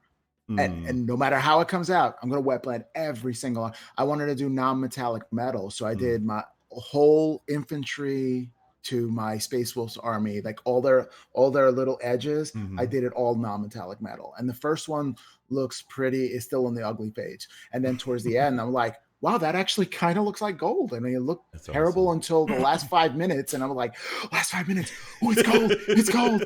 I did it. So, but I wanted to crack the code because it was like just a mystery to me. Right. Non-metallic metal gold. Using peanut butter. I love that color, by the way. Peanut butter. Don't eat it. Don't eat it. You had me in peanut butter, man. No, I mean, come on. I like Reese's. Reese's is my favorite. 75, fantasy and games, peanut butter. I'm like, yeah, that's part of my gold recipe right there. I'm like, oh yeah. Brush Liquor Society. I'm in. That's right. A healthy diet of paint. Yeah. I saw this one meme that had healthy lungs, and then the lungs of somebody smoking, and then a rainbow colored lungs, people who airbrush. Yes. 40K modelers. Yep. And I'm like, wow, okay. Oh, okay. That's right. And my wife fussed at me so many times. Are you airbrushing again? Yeah, I'm airbrushing. What do you think? I'm in here. I was like, put your mask on. Like, oh. Yeah, no, it's true. I'm not airbrushing. Brian said peanut butter jelly cat. That's not the cat purring. Put your airbrush. Put your mask on. Like, okay. But I look like Bane. I look like Bane. You too will airbrush like me. I will not be ashamed of my work. That is too good, man. That is Bane right there. Oh my god. All right. Couple of things here. Gamecraft Dragon says Encanter's done. On to another squad of Liberators. Woohoo! Nice. You said don't taste the peanut butter paint. Hellwork says he likes chocolate from Folk Art paint. Put them together though. Stay away from ink. By the way, or washes. Oh yeah, washes are bad. Yeah. We speak from experience. For those of you painting for the first time, washes are bad. These are words of wisdom. Washes are bad for sure. Yeah. Awful tasting. There's something else here that is really awful. Oh yeah, Thanks. Vallejo Surface Primer. I do a lot of priming by brush. If it's just a small piece, I don't want to break out the airbrush for it because it's got the self-leveling quality. So I'll put it on by brush sometimes. And man, sometimes I'll forget that it's primer, and I'm like, time to clean my brush. No. And then the other awful one is what was it? It was I think it was the Microsoft Microset. Clean my brush, put it in my mouth. Oh no, it was the alcohol I was using to clean the airbrush. I forgot that was the brush I used to clean the airbrush, and I've got like the pure alcohol, the 100 proof, stuck the brush in my mouth. Man. Rob, you were holding that like toothpaste. It's like, really? Running Bear says he always It's really terrible. Terrible. Yeah. Okay. Sorry. Sorry. Running Bear says he always outflanks his Wolfen instead of putting him in a vehicle. Thomas says no Wolfen painted, bad TMP. I know. I'm getting there. I'm getting tutorial on each one.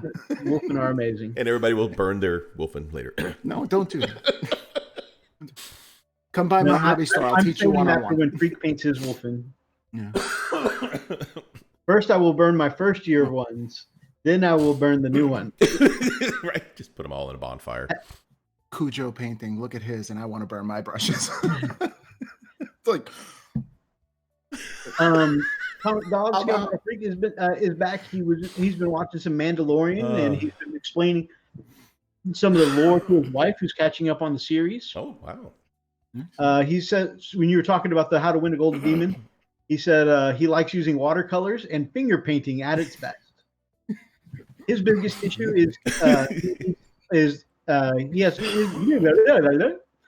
biggest issue is color choice. He needs to get a color wheel, and yes. And WeatherPig came back and said a lot of my color choices are based on World War II camo. Oh, my model is yellow tan. Better add some red oxide. I got something to say about color choices for Army. What I did was like take like artist paper and artist paper, okay, and then I'll base coat it, and then what I'll do is I'll take colors and start dabbing them close to each other to see if it works or not. If you're using the color wheel, so I actually have a spectrum of a whole bunch of colors, and then I'll just like choose my Army choice for that one. That is very smart, Brother Rob. I did a video on that. obviously, it works for you too because your color choices always pop. I'm always amazed when I'm watching you work, especially when you're like your basing videos you've done lately, because it seems like you use every color in the rainbow, but somehow they don't seem to fight each other on your final product. And here's my secret with that base. You're gonna probably get mad at me. I didn't want to get up from my spray booth and get another color, so I just used what was on my table. I was like, whatever. I'll just put a whole bunch of stuff together. Like, hey, let's get some green. Hey, what's this flesh tone? Flesh tone on rocks. Oh, why not? Just made it happen. It's hard for me to take that personal because, like 2 seconds ago, you just said that the best thing to do is to have a plan. I said the best thing to do. I didn't say I always choose the best thing to do. I am lazy sometimes, but the best thing to do is to do that. Kids don't smoke. Don't smoke in bed. Yeah, that base was pretty much. I didn't know how it was going to turn out, but that base was pretty much amazing. The camera was rolling. So, by the way, if you're curious about the winner of that amazing base, that was Big D who went to in the chat here. Check out the Gamecraft Dragon, as always. I want to see that model that he's working on, putting that base on there. Our collab. I got to do more basing tutorials, different effects and stuff like that. People seem to like it, and then I'm not going to use those bases, so I'll just give them away. I think that's going to be. Speaking of which, something I wanted to mention, because I had a couple people ask me. They were like, hey, that was a great, because I put up the showcase for the Big D's model this week. And I had a couple people ask, that was really cool of you to do. Yeah. And they said, you guys network with a lot of people and you guys have a lot of guests on the show. What made you pick this particular awesome channel to make a model for? And I'm like, well, I just wanted to mention that here on the live chat because it's not that we favor anyone over the other. Obviously, we do have some amazing friends in this awesome chat. But one of the big things is just that it was awesome to have on a guest that was also like super gung ho for Space Wolves. That when you have something that in common with someone, obviously you want to share it. Now on that same page though, like Brother Rob here in the chat, is a huge Space Wolves enthusiast as well. But obviously, I'm not going to paint up something for Brother Rob who is like 10 times the ability in painting wise than I do. I'm going to stain him a picture. It's like, you know what? Finger paint. It's like, you know what? I'm going to draw a picture for Da Vinci. Right, exactly. He's going to like my stick figures. No, I'm not that. But while Big D is an amazing painter, but I feel like my skill set is comparable, that we could complement each other, right? I don't feel like I can paint anything that deserves to sit on a shelf in Rob's basement. So just because someone, I had a couple of people ask, I just wanted to mention how I chose, who I did a gift for. It was just cool to run into another person of a similar skill set that I felt like, was as gung-ho for Space Wolves as me.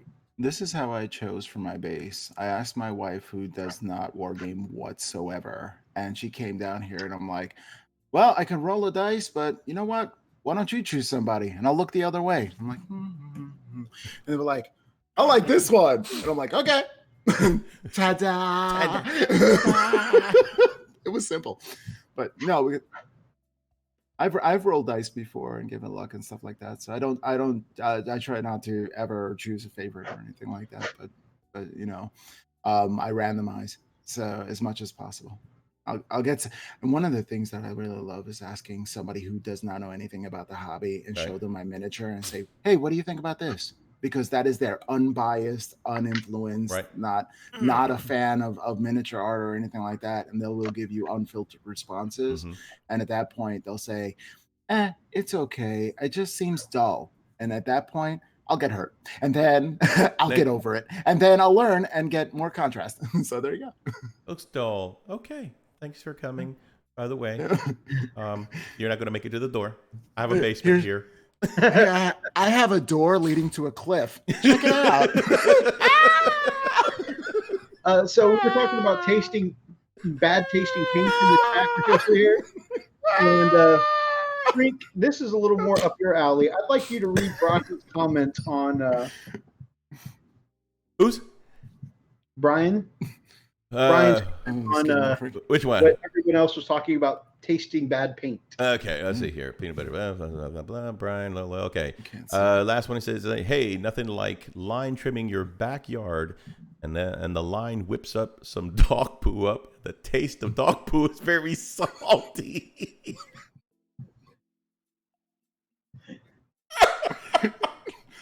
That's just a bad day, bro. Wait. If you wanted to weather your miniatures, that has the perfect brown. It really does. Yeah. And then when people say, hey, your models stink, you'd be like, yeah, they do. They do. Thanks. I worked hard. I worked hard at that. That's right. A lot of lawn work. That's all you got to do is just, I got to tell you, coming from New York City and then moving to the country and getting a nice, like, I've always wanted a big lawn and stuff like that. So I got about 3 acres of grass, and then I had to mow it. Yeah, how'd that work out? Sometimes several times a week. Oh, yeah. I bought a tractor mower. I was like, yeah, I'm not push mowing that. So, yep. Yeah, I remember those days, man. Boy. Yeah, and the worst part, it was like, this is when I was living in Mississippi. We had 3.5 acres there.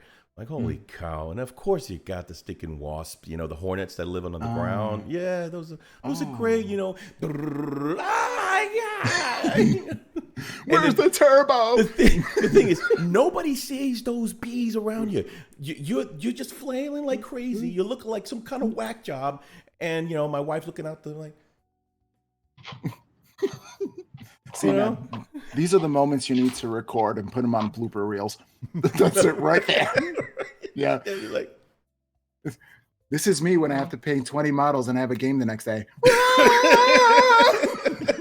It's perfect. Oh, man. Yeah. Story of my life, man. Oh. Ethos? How you doing? How's that shield coming along? I see you pinning.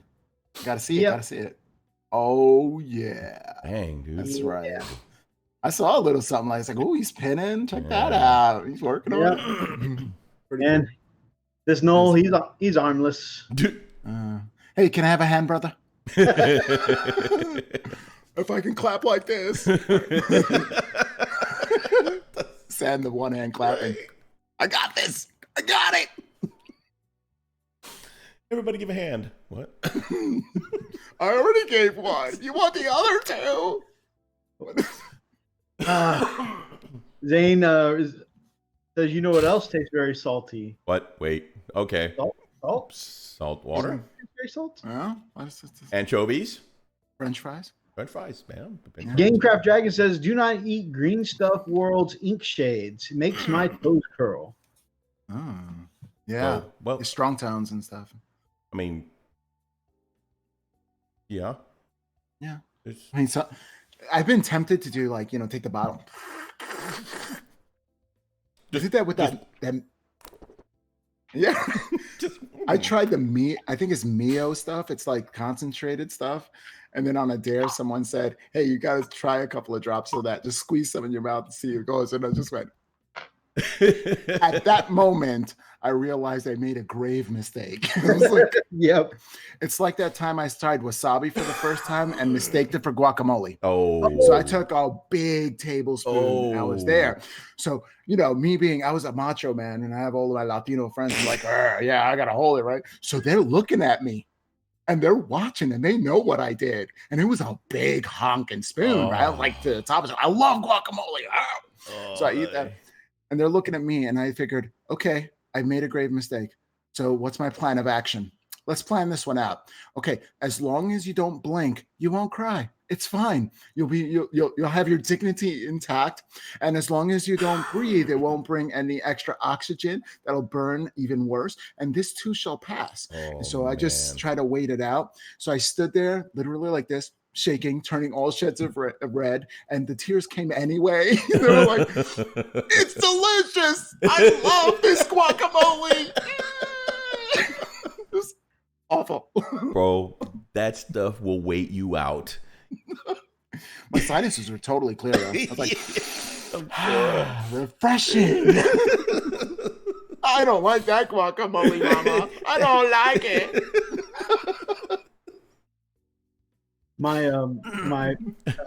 My mom's ex-husband is from El Salvador and made the same mistake. He said he had said something in Spanish to my mom. I guess she didn't hear him, and we didn't know what he'd said. But he said, "Man, I can't believe they have guacamole at a Chinese place." And so he piled it high on his plate. Been there, and he came back and took a great big spoonful of the same thing. I mean, just the tears running straight down. I don't think he tried to resist it as long as you did. I tried so hard. I tried. I gave the good college try. I mean, should have pinned me in medal for that one. Wow. Guacamole expert. I had the short tie that day.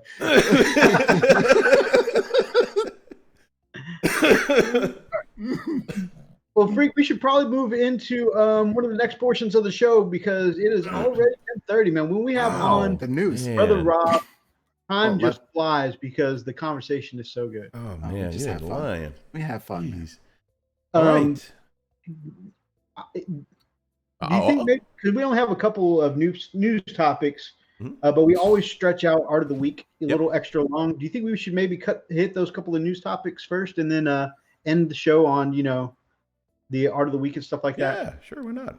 But before we do, we should probably, thank some people, and we should probably get some guidance, especially, like I said, I need wisdom. Our guest is so leaps and bounds. I need where I am as a hobbyist. I definitely feel like I need some motivation to go forward. I know. And you know what? Being a presence of greatness mythos, that definitely would help us to be a little lifted up ourselves. Because it's just, and yes, Brian, yes. My morale needs to be restored. Definitely. Stand by.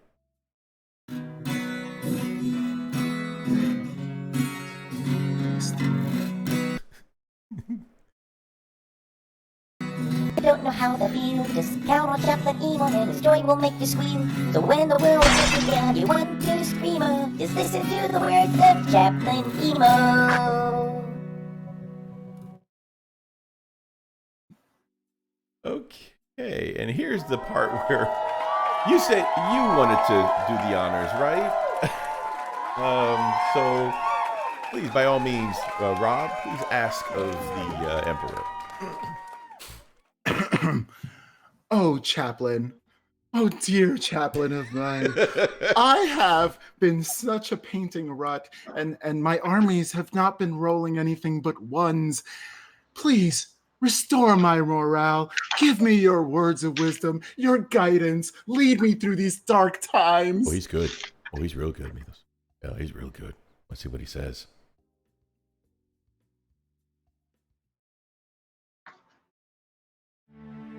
The holidays.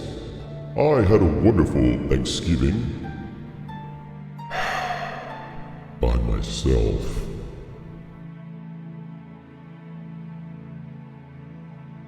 Oh, wrong one.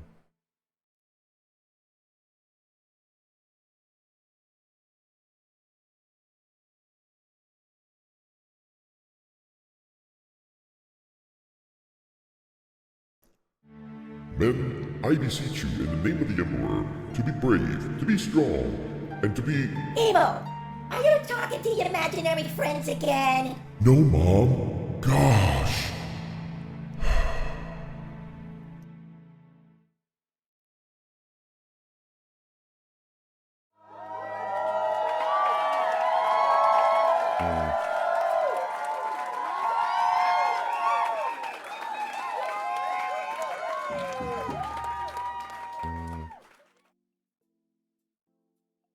You know, it's not awkward if we let, unless we let it be awkward. Mama.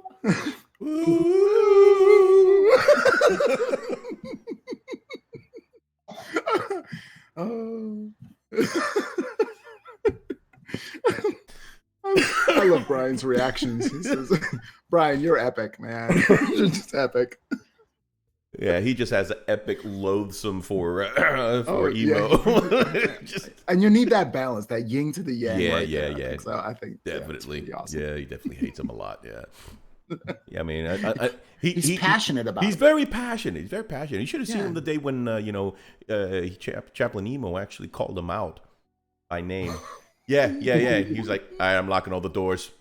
That you're not coming to my house. No, you're not doing it.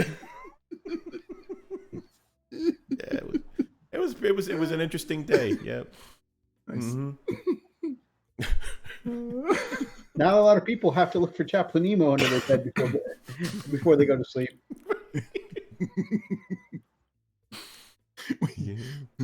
We should paint like an army of them and send them out to people. Yeah. Elsa Nation says, I want to meet this emo guy one day. That's awesome. Good old Chaplain. Gotta love the Chaplain, man. Yeah, man. All right, Mythos. So you want to go for the news of the week, Dan? Yeah? Sure. Okay, stand by.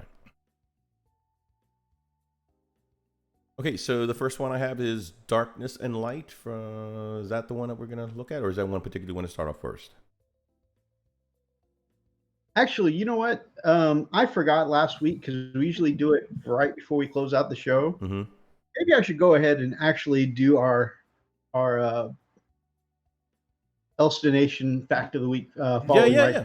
Bust up. Do it. Let's do it. Especially, and I feel horrible, guys, because you know that we have an entire team of researchers, historians, fact checkers researching this, and many of them risk their lives to bring us the 100% true Elston Nation facts every week. And we just closed the show out without doing it last week. So, you know, any lives that were risked in obtaining this information, we actually, you know, my heart goes out to them. I really apologize. Such a worthy cause. Yep. But they do it. They do it humbly and with joy. They know how much it means to us. It's like the guard. Yeah. They give it up. They give it up. Yeah.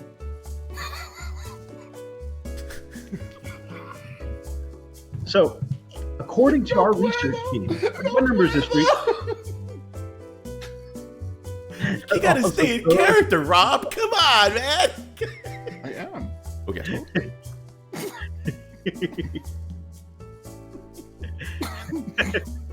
Those are the people who can follow me.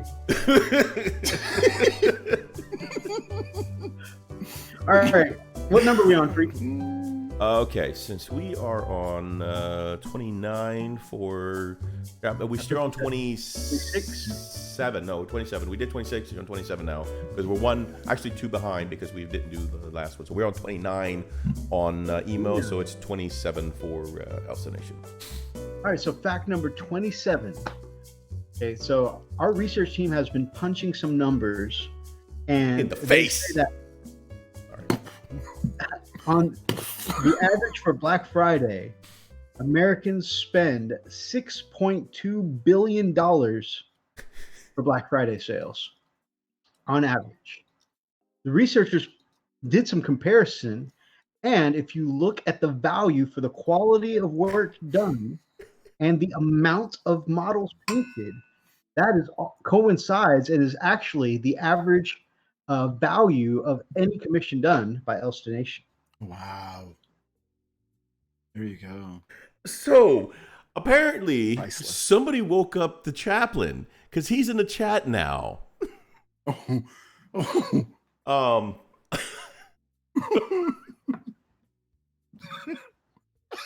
What? I can't even. Oh my gosh! Yes, he is. He is.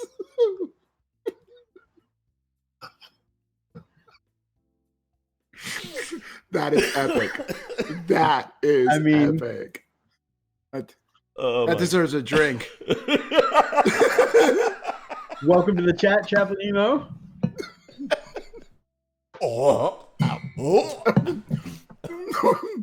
There you go. Chaplain, I hope all is well. You do have friends here. You know, I'm pretty sure Mama Emo. It's like the Ewok. Right. Look, see the video. That is, there you go. Wherever emo goes, that follows right there. Oh my gosh. See, this is the chat. This is what we've come to. Yeah. So now we have. There you go. So thank you there, Chaplain. Yeah. So good to have you here. We love having you for the word of the day, Chaplain. Yes. Yeah. Thank you for your words of wisdom. Strike's right here.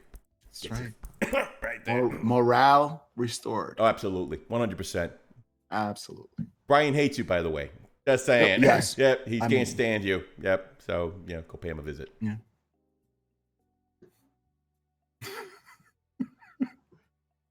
A dislike still means they watched your video. Right. There you go. We're getting some activity. That's right. Oh my gosh. All right, Freak, we had a few topics. Yes.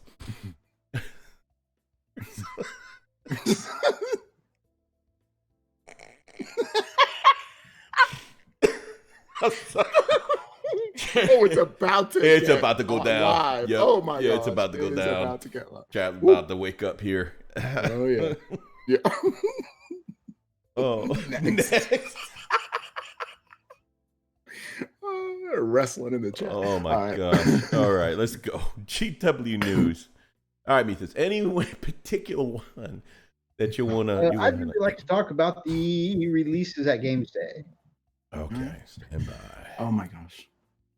Let's see. So I think is it? That wasn't it. Yep, this is it.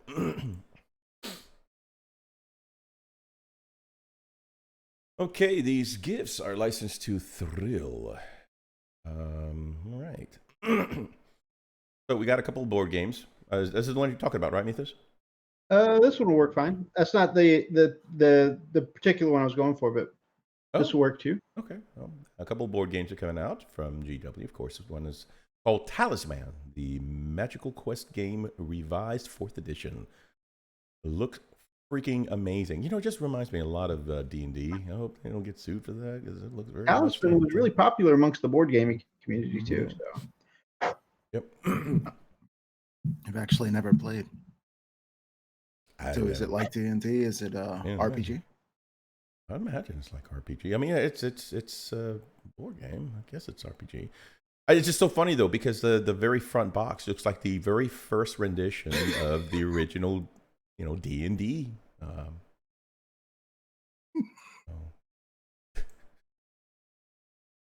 Oh, jeez. Guys, I need to go to the restroom just for a sec. Go ahead. I can't. Go ahead, man. I'll be right back. Oh my gosh. Are you reading the chat, Nethos? Yeah, I am. Okay. I don't know. I don't know what to say. All right, let's go back here. So we got the Monopoly. Mythos, you got the Monopoly game, right? Yep. Have you played it? Have you opened it up? Have you? I haven't even seen I've you do opened it up. I've not had a chance to play it yet. Have you done an unboxing on that? Nah, there were a lot of unboxings out on it already by the time I got it kind of after the fact. You know what? I never seen anybody else's unboxing, so there you go. This will be interesting. We have to play that game. And That'd be cool. Yeah. Then you've got Munchkin. Or game. Munchkin, I definitely want one of these. That's a Sigmar version. I want one of the 40K Munchkin stuff. I mean, not that I'm opposed to the Sigmar ones. Ooh, collectibles and clothing. Okay, now you got me. Warhammer Art website is constantly adding pieces to the collection, and this Christmas you'll find thrilling new Space Wolf art that will look incredible on the walls of every self-respecting son of Fenris. Space Wolves, not your thing? Well, there are hundreds of high-quality art prints from all across the Warhammer universe. That is so freaking cool. Dude. Oh, yeah. Definitely need that Bjorn. Oh, my gosh. It looks amazing. Looks amazing. Wow. Man, that's just gorgeous. Amazing. And then Funko Pop. Oh, man, that Thunderwolf. I definitely need a piece of that art, too. Really wolfify my corner here. And okay, so for the alcoholic in your life, you know, you got there we go. There you go. That's cool. The merch I was wanting to see. Some shot glasses. Some.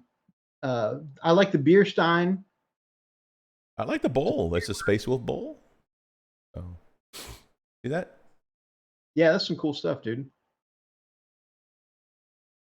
And of course, some video games. Sanctum Sadness. Okay, what's the next one, Mythos? All right, next one, the Games Day releases. Okay.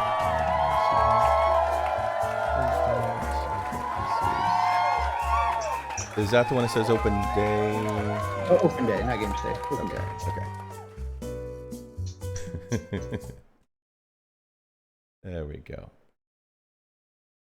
All right, reveals from the Warhammer 40,000 Open Day 2019. Welcome back, Brother Rob, and your little Fenrisian counterpart. All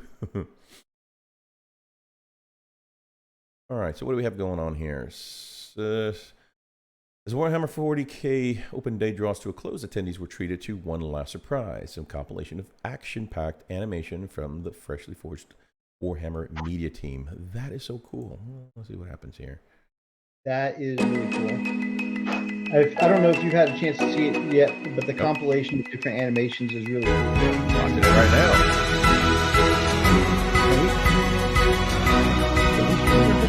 That looks awesome. I think Valric does it. That just looks amazing. Oh, wow. I must watch. Yeah, and it's set to music and stuff, too. It's really good. That's such a great picture. Yeah, if you guys haven't checked that out, I definitely recommend going and watching that video. Such a cool little music video. Man. So what is this here? First project due for compilation is, of course, Angels of Death. We don't know about you, but we think it's coming along rather nicely. Is this the CGI stuff? I mean, it's some new stuff. I don't think it's anything we've seen before. Although I definitely agree with Chapter Master Valric. Like, these guys should definitely hire the guy who did Astartes. Right. Oh my gosh. Right, dude? Last update on that I saw, unfortunately, Chapter Master Valric said that the guy's entire channel got deleted. So. Oh, you're kidding me. Did they really go after him? I don't know if you've been following, but his channel got hacked and then allegedly sold. And then the other person was trying to ransom the channel back to the owner, and then that's horrible, man. That's so crap. That's somebody's life work. You know what I mean?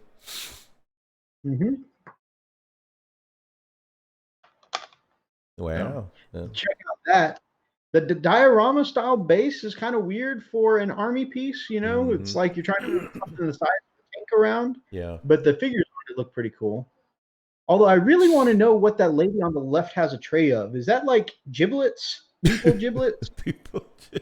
I think those are probably like gems or something. No, they look a little meaty.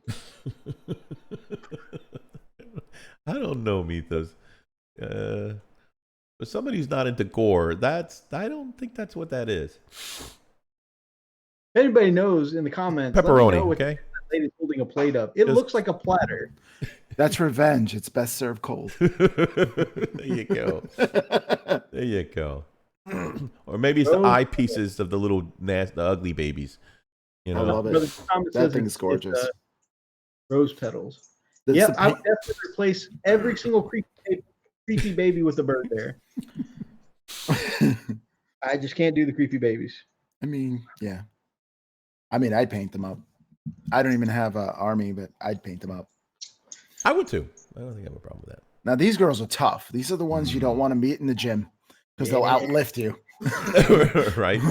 You puny man. Yep. I'm like, yo, time to pack my stuff and go. Yep. All right. You got the gym. It's all yours. I definitely want a squad of these, but I also want a set of the Raging Heroes ones because they look pretty awesome. I like the Raging Heroes stuff. They had a Day of the Dead model. Like, I would love to get that one.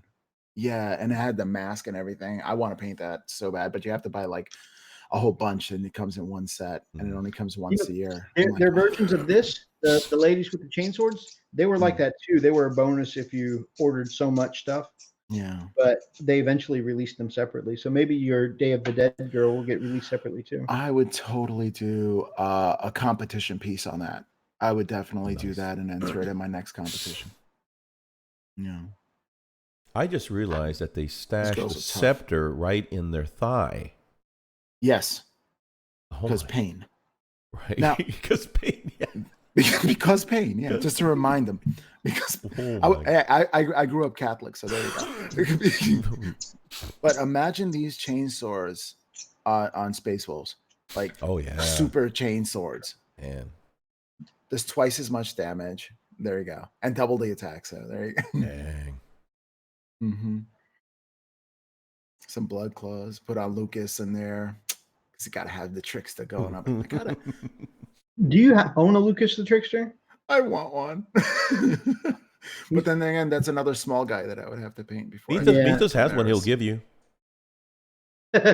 Mine's wait, is it fine cast? No, mine's a conversion, so it's all plastic. Oh, okay. That's cool. All right. Now this is something I've been really excited about.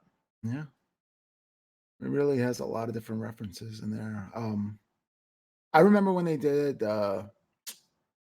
when they were doing like snippets of guess what this is per the week, and I saw the bombs, and again doing models for World War II. I said, yeah, those are drop bombs. Yeah, definitely drop bombs. So it's definitely a flyer, and it's definitely dropping some bombs on this one. So I knew it was gonna be a flyer, but I had no idea it was gonna be this kind of like the way they did this is I like it. Pizza? Oh, never mind. Sorry, I got distracted. But yeah, it's a phenomenal model. I absolutely want one for my AdMech. And I think if I get one of these, this would be like something to, I've only played my AdMech once this year because I've painted a lot of Space Wolves this year and White Scars, and of course I've been playing on the tabletop what I've been painting lately, And this would definitely pull me back over. I want this, and I want one of the drills.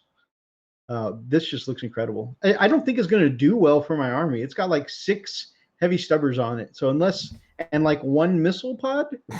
So unless the missile or the bombs are something amazing, I don't think it's actually going to be great on the battlefield. But I just want to paint one up to have it. I like that it has a reference to the Da Vinci flying machine. Which, if anyone hasn't seen that, I did post a picture in our group chat, Freak. The Da Vinci flying machine. All right. Yeah, definitely Da Vinci flying machine. You see those wings, you can gather the inspiration from that. You see what's And there goes an artist if you want to model. If you want to mimic that, do the Da Vinci flying machine on an armor panel. Yes, that. Oh, Lars says his connection is really bad for some reason. He's mainly seeing a spinning arrow. If anyone else is having trouble watching, let us know. Brian says it looks steampunkish. I definitely agree. By the way, evening, brother Lars. Howdy. Yeah, there it is. Small. No, we got a good connection. Actually, we have the best connection all night. The last couple of streams, we've had a lot of interruptions, but this is actually our best connection yet. Cool. But yeah, so you see, it really draws heavily from this image. Yeah, it does. That's actually pretty neat. It's pretty cool. There's another influence that I think it draws from, and not necessarily the particular helicopter that I chose. I just kind of like that helicopter, but that type of helicopter. But I you know, that Magnum kind of, you know, bro stash Magnum private investigator helicopter. Definitely on the top. So it's like a blend of Da Vinci and Tom Selleck. Oh, yeah. That's it right there. Oh. I used to You love got watching the weapons up, freak. Oh. God. So taking a look at those weapons, guys, let me know in the chat what you guys think as far as the firepower goes, because they say, you know, they mention its firepower. But at the same time, they mentioned the firepower, but I'm looking at the firepower and I'm like, it's a lot of heavy stubbers. Mm-hmm. Maybe that one thing on top is a rocket pod, but unless those bombs are amazing, it's a lot of strength 4 AP 0. Guys, we're gonna give you so much strength 4 AP 0. You guys are gonna rock. Wait, what? But here's the thing when it comes to that, you know, when you're painting your army, you either you go to two camps. You want to win every game, or you want to really just enjoy the process of hobbying. So what do you really want out of the hobby? And the way I see it is that I look at it in my cabinet a lot more than I run it on the field or on a table. I just, they spend more time, people coming over, looking at my work. Like I have the person that does my, you know, sprays the house for insects and stuff like that. He says, I love coming to your house because I love checking out what you're working on next, you know, and he's a modelist too. And I met him and building that community. Like if I bring my models to a game store, I get the people from like the Magic the Gathering crowd. They come over to the wargaming section of the game store just to check out those models. And some of them are like, yeah, what is this? I'm curious. And it's like, yeah, try it, Warhammer. And, you know, and they get into it. So I'm getting people in the hobby just by the painting of the models, you know, and that's without, you know, getting wiped off the table turn one. But still, but what I do is I try to go for best painted army whenever I go for a tournament because I know I'm not going to do the other one. You know, it's not happening. You know, I might win a game one of these decades. One of these decades, I might win a game. Maybe this decade. I don't know. It doesn't look so good. Maybe next day. Maybe if I paint enough stuff, I'll have enough choices. I'll actually make a good one. You know, it's like, hey, there's a decent list. Oh yeah, it only took me 20 years. But yeah, no. If I say if it's going in my hobby painting area and I'm going to spend a lot of time on it, I want it to be something that I'm going to enjoy doing. So that in itself is the reward. And you know, I like to think of myself as somewhere midway because I want to take something that's going to do well, but at the same time, I mean, I painted up 9 Thunderwolves when they were bad, and some people would argue that they're still bad. Just because they're my favorite unit in the game, you know, they're actually the model that sold me on Space Wolf. So, you know, I do a lot of rule of cool, but I still would like to do well. So I mean, I do also do stuff like, you know, look at, I'm going to be painting up at least 10 more intercessors so I can have a battalion. Do I want to paint 10 intercessors? Not really, but you know, so I like to think I'm somewhere in the middle. think when it comes to like painting regimen like that, it would say, okay, so I have 10 intercessors to do. What am I going to improve in my painting style with each one? Or like, what am I going to focus in on these 10 intercessors so this way I can get better at? So is it going to be like the black lining? Am I going to get improved on that? Or is it going to be the transition phase? Or what am I going to do for this one? And it'll just like, it's practice to make me a better painter. So, going through infantry like that isn't so, dull and boring and such a task. It's more like I'm just getting better. So I look at it like that. That's a good idea. It's all about perspective, really, because if not, you're doing work, and that's not really a hobby. You do a hobby to enjoy it, not work, That orc flyer there is looking pretty crazy. I like the little grots that go with it. They're so cute. Look at the little guys. Little guys. It's like rice. What if you're eating rice and one falls off the stand and you're like, hey. Wait a second. I spent 5 hours on that. I'm going to have to fish it out later. Good night, Chaplain EMO. Goodbye, Chaplain. Take care, chap. Freak, go back.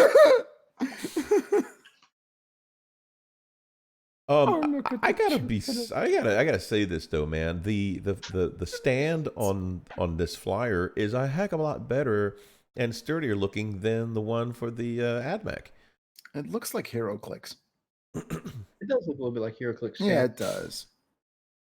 I love those planes, but like I don't even have an orc army, but I would paint that plane just to have it in the cabinet.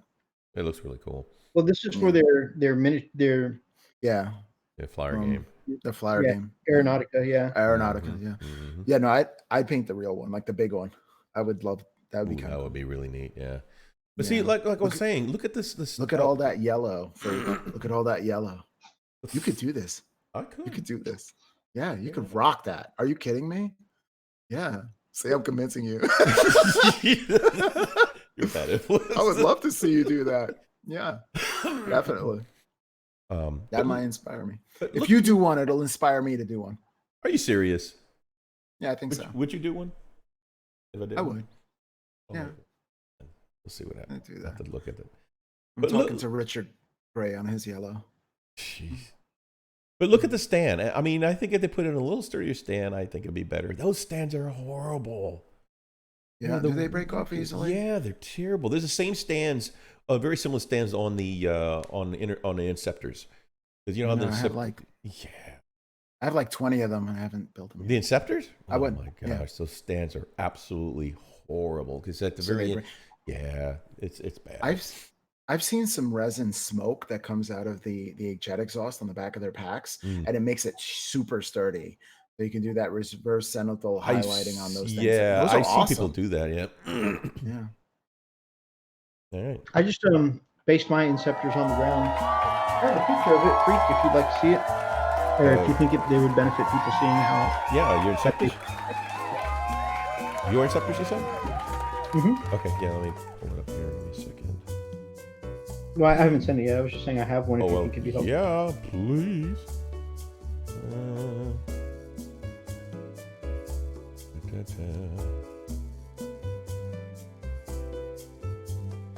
Oh man.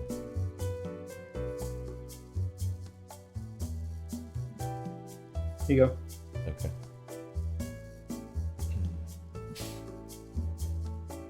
Yeah, I just decided to forego the flying stands for the jumpy dudes. Yeah, I like that. Yeah, let me show this off here. Okay.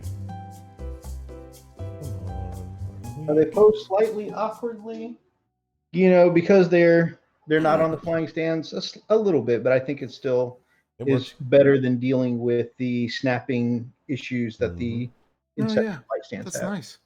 That works. I like that. That does work. Absolutely. Yeah, man, that rocks. And some people take terrain sets, chop it up, and put it on so they're like jumping off a terrain set or something like that too. But I see the elevation there. You have the elevation when it comes to the base itself, so it gives it some height. Yeah. So I like it. Thank you. So just a little idea in case it's helpful to anyone else, watching the chat. Yeah, you don't have to deal with those horrible friggin' stands. Those stands just snap at the very edge. They're very, very brittle. Right at the very edge because it's smaller. Of course, there's less material and. Yep. Just. All right, Mythos. What else we got, brother? There's the. The darkness of light from New Black Library, stuff like that. Let me see. It's this one here. Which the biggest thing I wanted out of that Psychic Awakening was the Mephiston, but we just took a look at the Mephiston. Yep. So actually, Legends. Legends is officially out now. Yeah. Okay. All right. Let me find that. Find that one up. Hold on a second. Looks 6 games. I love it. Okay. Here we go. You find it? Yep. You need to resend it to you? No, I got it. Legends.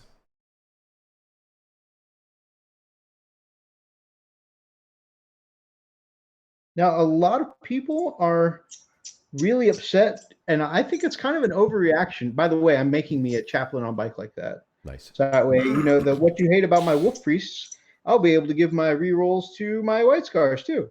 Because you love it. Great. No, in all seriousness though, they did upgrade the rules for them. So that way they get the new chaplains get the new chaplain abilities and all that good stuff. So they all have one last update on the rules, and that's it. That's it. They're not going to update it. So if somebody's cheesing the rules, they're going to cheese it forever. Yep. That's it. Yeah, but if new cheese comes out, they're not going to get the new cheese. This is true. No, it's just going to be permanently cheesed. At those points, I just say, you know what? I stop eating dairy. And I'll just walk out. Let it happen. Yeah, I'm happy with this for the AOS side of things because the old world is coming back on their side as well because it's parallel when they're coming out with the releases, the legendaries, and then the old world. And I'm happy for Vince Venturella, who has 13,000 points of Tomb Kings. 13,000 points of Tomb Kings. I can't even count that. Wasn't able to use. Wow. So now, I'm really happy. I'm really stoked for him because that's a my goodness, how much work that is. Yeah. And never to be able to use those models just stink, But now I'm really happy that, and for all war gamers who have these massive collections that will, the models are no longer really valid in the 40K universe or in the main games, that they still have an opportunity and they have a place to go to play with their games and have fun. It's not like, hey, you can't play with my miniatures anymore, buy our new stuff or, stuff it. Now you have an opportunity to play. So I think it's just really, really cool. Yeah. And I think that the community itself, even though the lists are not going to be updated, I think the community itself, the people who are getting into those kinds of games are not the kind of people that will want to cheese. They just want that, competitive game because they know the cheese is out there. And if you keep cheesing somebody with a list that cannot change, people won't want to play with you anymore. Right. You'll blacklist yourself. So, No, I agree. I think that is a good way to keep, and you know what? It keeps the legacy players, happy, but yet still be able to track those with the newer stuff and have some crossover too. I think that's a great idea. And for us, because I feel like people are overreacting to this. A lot of people, and especially I'm looking in specifically my Space Wolves communities, my White Scar communities. Everybody's like, oh, these models I have are dead now, and I'm like, why? You can't take it to an official GW tournament unless that particular TO says, this is a Legends event. But other than that, they recommend them for friendly play. They recommend them. They even say that non-official GW tournaments can allow Legends if the TO wants it. So everybody's just overreacting. Like they killed my favorite units. They didn't kill them. They just put them in a different format. Yep. Yeah. Go ahead. I wouldn't run them competitively because that cheese is going to come out hardcore. Somebody's going to break the system. Really feel I think so. Well, at least with the Space Wolf, but I don't really feel like anything in this book is really cheese, though. Like No. if you look at how powerful the new Primaris stuff is, Yeah. I feel like that's where the real cheese is. Oh yeah. Well, I know, but they'll find, people make like it's their jam to find the weakness in a game and exploit it. Like that is their jam. That's what they do. Yeah. And that's how they have fun. And then they take you down one turn. Ha ha ha! I'm the best. But how many games do you have to win before that gets boring? Like Yeah. a million? A million? Like how many? Nobody wants to play it. What? Yeah, nobody wants to play it. Like I said. So. There was one of those at our local store that no one ever wanted to play. Yeah. Hey, who wants to play me? Crickets. One thing that I thought, and we've kind of been talking about this on our show throughout the year, is that as they've been putting out codexes, they've been removing a lot of these options that eventually became legends. So like Freak's Librarian on Bike, made by the amazing Malaga War Games. Yeah. He can actually keep his Librarian on Bike now. And actually, what they've removed a lot of is a lot of the characters on bikes that I like. And as somebody who just started White Scars, a very bike-centric army, that kind of like, that removes kind of the flavor of my army, Yeah. So I'm glad, just because it's White Scars, I'm kind of glad to right now making up veteran bikers. It's a legend now. Just day before yesterday, it became a legend. Yeah. And I have parts here to make a chaplain on a bike. It's a legend now. But you know what?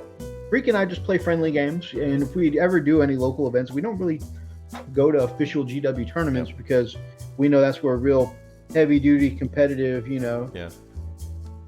I can imagine some guys that are watching our future bat reps. Hey, you can't use those. This is the legends. I get it. You know what? Yeah, that's great. That's what they are officially. Yeah, but in all honesty, I don't care. We do have a love for the models. We do have a love for the originals, and so we are going to continue to play them in our friendly games. Like Mito said, we're going to continue to have fun with it. That's all. That's what the game's all about. So it's just about enjoying what you have. So if we need to put a disclaimer, hey, not necessarily legends or official, blah blah blah blah blah blah. So. I mean, but even then, it's not illegal if it's not at a tournament. Exactly. Right. Right. Yeah. Again, just enjoy it. Have fun. I need a lot more cooler, I guess, people who are not out to metagame around my area and just have chill games. I need more opportunities for that. Yeah, I mean, yeah, I do, because I don't have much. Unfortunately, I mean, I have really cool people and I admire their tenacity and their ability to, really wipe people off the table. Yeah. I think that's pretty amazing that they can do that and they're very efficient like that, but that's not the style of player I do. Hey, Grumpy. Yeah, it gets old though, man. It really does. I meant to ask you about that earlier, Rob, because you said that some will have held your hand to a victory and a lot of times you get stomped. Do you not have a lot of medium tier people in your community who like myself? I a lot of people like to put me against some of the newer people because I list tailor in reverse, right? If I see that somebody's not running the more competitive stuff, I'll make a list that kind of matches what they've brought. Because I always bring my full case of Space Wolves. Yeah. I never bring a list. So if I see that they're running a not very competitive list, I'll say, you know what? Let me drop out the Wolfen and the Storm Wolf. Let me replace that with, something else, like a couple of Terminators and a tactical pack. Yeah. So your karma brings in that positive karma back to you. But I found people that I play against, for the most, if they're not trying to pacify me, like they don't seem to understand. Like I tell them, I want a game that's close. I want to feel like at least I have this much of a chance. Right. Like I want to take out one guy out of your entire army. It could be your infantry. It's fine. Just one. No, none of that. But no, it's just a lot of people in my area. They're pretty competitive. Like we have, like even painting, we have Golden Demon winners that come into the store and stuff like that. Like, and then I'm there teaching my class. And when they start sitting into my class, I'm like, Aw, snap. Right. But no, every time I play, it's like these guys are so good that, I think it's just like a knee-jerk reaction. Oh, you want to play? I'll just pick out any one of my 9 armies. And in all the 9 armies, they all are tailored lists for winning tournaments because that's all I run. And there you go. Like the other models that weren't efficient into that thing, I sold off last week. So, that's all I got. so yeah, it's just I get stomped all the time. Hardcore. And then I think I'm still learning because I don't know. For me, I don't know the way my brain works. I have to think about. I need to get onto a table and know what my options are. And then if I make the wrong choice, then it's on me. I messed up. That's great. But I don't know what choices I have. Like I don't know them all. So I'm not definitely making anything that I think is the best choice out of like I know I have 3 choices, but you have 10, Rob. But I'll keep using those 3 choices because I don't know any better and nobody's going to tell me that I have any other ones. Right. So it's like, so sometimes I take a little longer to figure it out and then I'm slow playing people. So then they get upset. And then it's like, okay, maybe I should pay a 500-point army because maybe that'll last the day. I don't know. Man, I really wish we did close enough for a game. That's why mine and Freaks every single game takes about like 6 hours. Oh, forever. Hey, Mythos, you out of focus. Because I haven't touched anything. I don't know how to fix that. Take a cloth and just kind of wipe it in front of the camera. His brilliance is so bright. It is. It's just that he damaged the camera. Holy crap! Don't look straight into. It's the Wolf Brother thing. It's the Wolf Brother thing. I'm telling you, it's what it is. It's the ghosting machine. Nice little cleaning. Yeah, dib a dab right there. Right there. But like I've been sitting here doing nothing. How would it have gotten dirty? I don't know. It's probably a smudge it picked up or something, but I don't know. I've been nowhere near the camera. How could it have been smudged? It's your greatness. I don't know. What do you want me to tell you? It was out of focus. Still out of focus. That's what I'm saying. I think it's digital. I don't think it's the camera. It's kind of be picking something up, but put something in front of it, like something closer. Okay, yeah, I can see that pretty clear. That looks pretty clear. Yeah. Back up. Doing a dance there. He knows what's up. I don't know. I don't know why it's sudden. Man, I tell you what, we are just plagued with stupid technical. You see my last live stream, right? It's me. It's like I'm bringing that. Rob, the only thing you had that went wonky was you trying to say goodbye. It took you about 5 minutes to say goodbye. That was it. That was that hard. I'd miss everybody, I just want to hang out. It was like, all right, bye, guys. Bye. Later. He dropped. We lost one. We lost one, kid. Oh, there great. He is. Now you're in Mythos' spot and he's in your spot. Oh my God. Hold on. Let me fix this. It's a party. Is it any clearer? It looks clearer on mine. Oh, it's very clear. Yeah, but you guys moved. Okay, so it was just my interaction. Whereby has been a thorn in our side all night. It has. Hold on. I got it. Dang it. Hold on. Why? So yeah, what? I gotta move it. See, we will not let me move. Gosh, dang it! This version of Whereby is absolutely ridiculous. Yay, updates! Freaking updates. Yeah. They happen at the perfect time. Perfect time. You have 5 minutes to submit this resume, or you're not going to get the new position with the better pay. Okay, I think that might update. Be it. Nope, still the same. Dang it! All right, Mythos, you're Rob now, and Rob is now Mythos. Okay. Oh. Dog, I'm burning my brushes, Mythos. I'm burning my brushes. I can't handle that. Brush today, what we're going to talk about is the brand new What's up, beautiful people? I'm confused. On the Frost and Fist. Oh my gosh. We're killing Freak here. We're killing Freak. That's almost. You know what? The next time we have you on the show, we should flip intros like that. Yeah. Oh man. Let's make it happen. Yeah.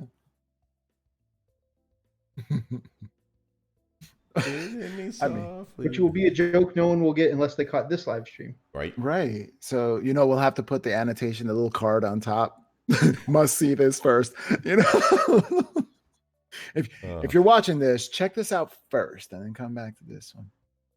But yeah, you know, one of the cool things is I built a gaming table. So if I build several armies and then play them, and the thing about this is like I can leave the army set up for like a month. I don't care. It takes me forever. That's fine. It doesn't matter. I can slow play myself, but I will know what every piece does and how to sort, if not efficiently move it, at least know the choices I have when I come to the table, instead of feeling rushed and like, oh my gosh, I don't know what to do. Right. Okay, I'll just choose my 3 choices and get stomped again.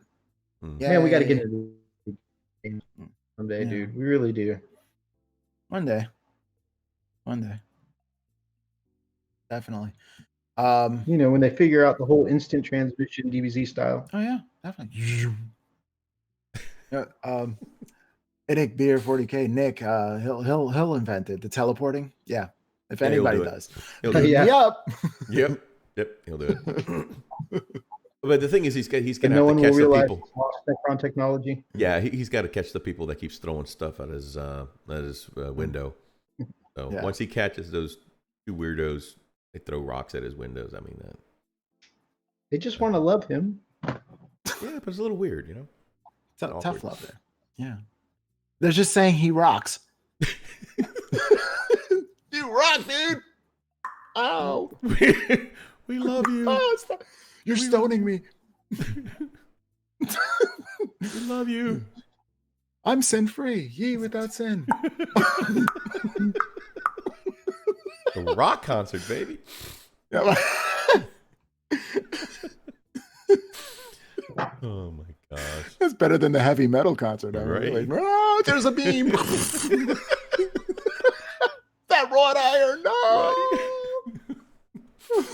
London Bridge has fell down on me. All right.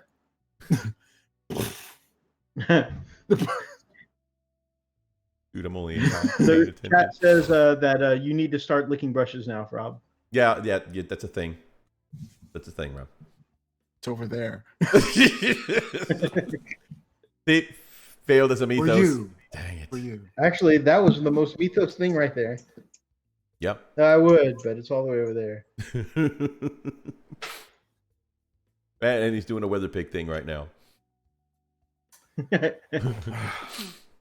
Okay, so I have 2 varieties here. This one's my oil brush. There's oil on it. I'm not doing that. I'm not doing that. Look. Nope. Not happening. I'm not doing it. Here's my Winsor & Newton. Oh. Here's my Winsor & Newton. And this one, only, you know. There you go. Yep. That was the oil one. That was the oil one. That was the oil one. That was the oil one. I'm kidding. I'm kidding. Yeah, no, I do. Eyes is brought to you by the Lady Dragon. Do eyes with this thing. Oh, it's so. Really? Oh yeah. I gotta get. That's all I use it for, like this fine details. Yeah. Oh, there. I'm flipping it. Look at that. I'm flipping. Look at you, man. You are all right. Weird thing. I learned how to do this taking anatomy physiology in college. My professor didn't write any notes. Everything was dictation. So our hands were cramping. And I got these Chinese balls that have little things that's supposed to hit all the pressure points. So I started doing that motion right there, but I couldn't jingle them in class because then, you know, everybody would kill me. It's dictation. I was like, we can't hear. Die. No. So I learned that the movement of flipping this through my fingers has the same kind of movement that hits the pressure points from my hand. So I learned how to do this. So I was at my local church and they're like, oh, you're a drummer? I'm like, no, I took anatomy physiology in college. And they're just looking at me like, yeah. What is wrong with you? Took anatomy. Right on. Hey, stay away from me. No. Why is he telling me about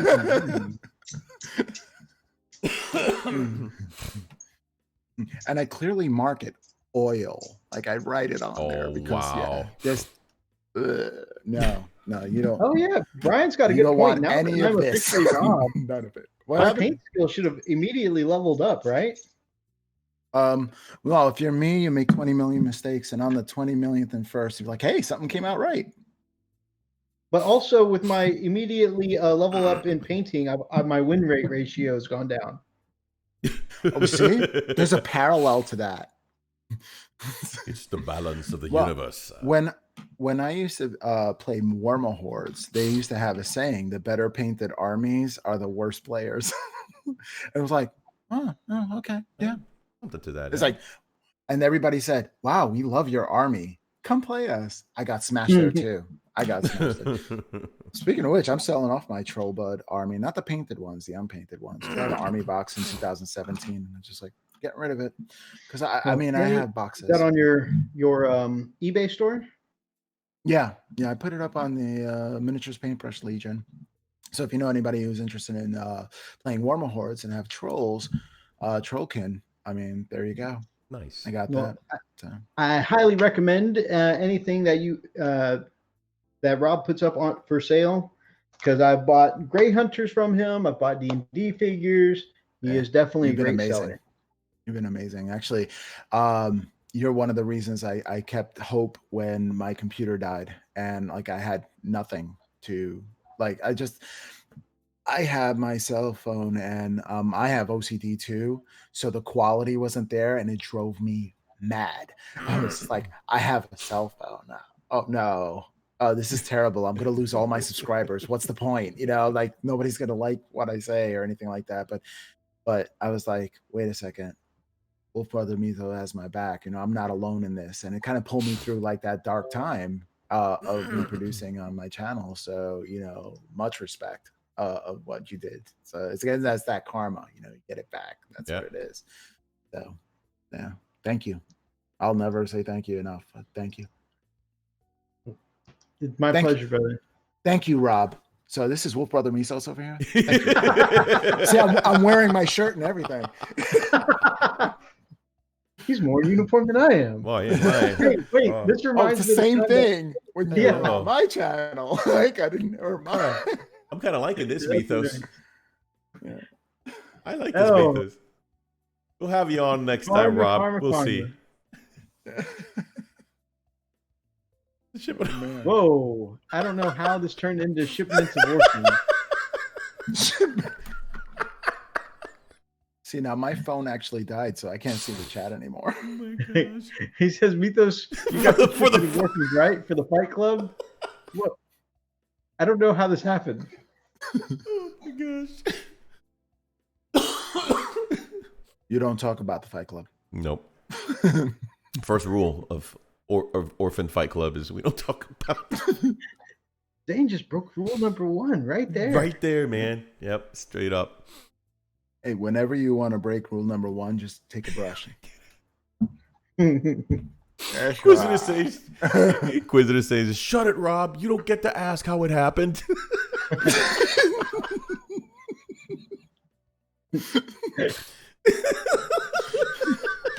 That's right. Never ask why. Yep. Just ask why not.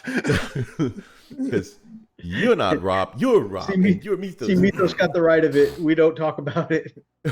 The new Mythos, that is. Oops. Doesn't even exist. La cosa nuestra. Brother, you want to show off some gorgeous artwork before we close out the night? Yeah, let's do it. A second here. And we have a legit artiste in the chat now. Wolf Brother Mythos over there that can comment on some of these amazing pieces of art. And I took an extra step. Usually, we take whatever people send us. We take, some things that just inspired us on Pinterest, Instagram, Facebook throughout the week. But I took an extra, and of course, anything the community submits. But I took an extra step, and I went and grabbed a few pieces of some of you amazing people that are in the chat. So, we'll take a look from some of that there. Yeah. Wow. That's nice. I love that black armor. I love all the edge highlights that he did that, and he didn't do it. A lot of people think that you want to edge highlight with white on black. It's gray. Gray, Man. yep. You gotta, definitely do gray, because if not, you just overwhelm the model. Yep. But look at that face. Look at the details on that face. I can always appreciate the highlights you've done there.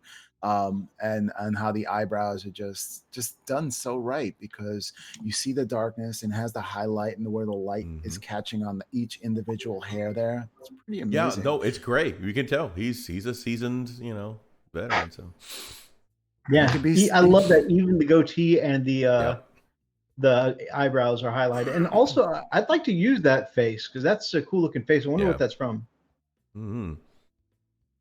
Basic constipation, but he looks good. All right, move on. Face off. Face off. Face. This is from our very own brother Clayton. Oh yeah, nice. Brother Clayton, I love the Redemptor Dreadnought, and I've always loved Brother Clayton's oh man, his plasmas. Ultramarines. Awesome. Look at the glow effect on that it's plasma cannon. Yeah, it's pretty awesome. He nailed it, man. He nailed it. Sick, man. I can't see too close. Can't see close up very well, but is that weathering on the shoulder pads? I think it is. It's hard to tell. Yeah, no, it is. Oh yeah, no, he did a rocking job on that. I like the way the paint's peeling off. You see the silver paint underneath. That's a great effect. Yep, that really is. Yeah, I love that. It says so much. When you paint the miniature, you're really telling a story of where that miniature has been. Yep. And that clearly tells you a story. This is a battle-hardened person. And I like the frost coming in the middle, like all the connecting pieces. Yeah. It's just a really well done job. Yeah. I have another one of these dreadnoughts that I have to paint up with the plasma cannon. I have to put that one together. I on mine I actually magnetized it, so that way I can go ahead and do the plasma. So see, no, I can't magnetize anymore. That's the artists that was doing the. I know it's crazy, but the artists that were doing the competitions that I were in, and they're top tier artists, they don't magnetize because they're pieces of art. So, and it's so much more difficult when you magnetize something to actually have that consistency. And people can tell if you enter it into a painting competition that it's magnetized or not, unless you, are a sculptist, right? And, it's kind of what I did. Yeah. You have to look really closely. Yeah. Well, yours is epic. But, what I have to do when I build mine is figure out the feet positioning and the arm positioning. Because I think it's going to nail it. Can you get the arm extended all the way? That's the question I want to know. Like the fingers. Can you extend it straight out? Yeah. Yeah. Oh, okay. Yeah. I'm going to play around with that. Yeah. No, the arm, you can pull it all the way out. So. Oh. Hey, RedBeard is on the channel. What are you doing here? I love that. He's making an appearance. And his brothers. This is by Siege Studios. This is. Look at that. This is Necron, but we don't talk about them more. Yeah, so yeah, that's like cool. Emeralds on those swords. Yeah. Those swords look like emerald swords. That's and the glow on the eyes. They nailed it with that color choice. The glow is very believable. Yeah, absolutely. I love that glow. And the white. Yeah. Even in the white on the skulls has some shadow casting to it, which is really hard to do. Yep, gorgeous work, man. This one's by Starship of Vorenus. Not to be confused with Starship Uranus. What? Jupiter. All right, so I guess tell the Stormcast Eternal head definitely transferred over to the Space Marine, and it sells. Those miniatures heads actually sell very well into the 40K universe if you want to wear a non-helmeted Space Marine. It really just does a great job. And the same thing vice versa. If you have Space Wolf heads and you want to get some of those onto your Stormcast Eternals, they transfer so well into doing that. So that has that crossover if you do both. But look at that battle damage. Like right? I mean, it's going into the cape, and it's just transferred. You can tell where shrapnel hit that leg and went through the cape. You see the angle? Yeah. Like, you could tell that story that happened there. That's It's pretty just cool. like, remember that time you didn't have the coffee? Yeah, that's what happened right there. It's like, everything just goes wrong. You know, I used to be an adventurer like you till I got an arrow in the knee. You know? That's a great model. Oh yeah, that's tripping. Great job. You can with tell the that- highlight. Yeah, it's wet blended on that coat. Mhm. Yeah, definitely. That's all hand done. That's really nicely done. That takes a long time too. Yeah. And the dusty effect on the cape is Oh yeah. well done and not overdone. Yeah, so many people overdo it. Yeah, I like it. I've overdone it before too. I was like, repaint. I feel like I'm the king of a little bit more. A little bit more. A little bit more. Get up. No. Oh, there's that hand painted maw. Red maw. Love that. Hand painted red maw. Look Yep. at the number of shields on this guy. I know. Does he get extra bonus? I was gonna with, say, does he have to be storm? Because But if it you know worked what? like that, Two I'll have a up. walking shield. I love the glow effects on each of the shields, though. Yeah. Yeah, It's got he took 2 the on its time. chest. It's got 1 on its shoulder. Yeah. It's got 1 at its crotch. But unfortunately, no matter how many shields it equips, our dread still won't go back to 3-up invul saves. Yeah, but still, you need to have 1 on your crotch. Minimum. Yes. Golly, I mean, they did a great job with the glow effect, man. You really did. This is a really small storm shield you've requested, sir. Shut up. I'm Asian. Oh, ouch. Yikes. Wow. Ni hao ma. Wow. Oh, wow. I like that. Look at that axe. Oh, Yeah. Once that again, looks the glow frosty. really sells. And look at the handle. Like each one yep. of those cubes are done in a gem Yep. style. I Yeah. love that. Love that. And another red maw hand pointed on the shoulder. Like the attention to detail is really spot on. Good job. Gorgeous work. Absolutely gorgeous work. I love it. Non-metallic metal on those clothes Mm-hmm. for the axe. Yep. Yeah.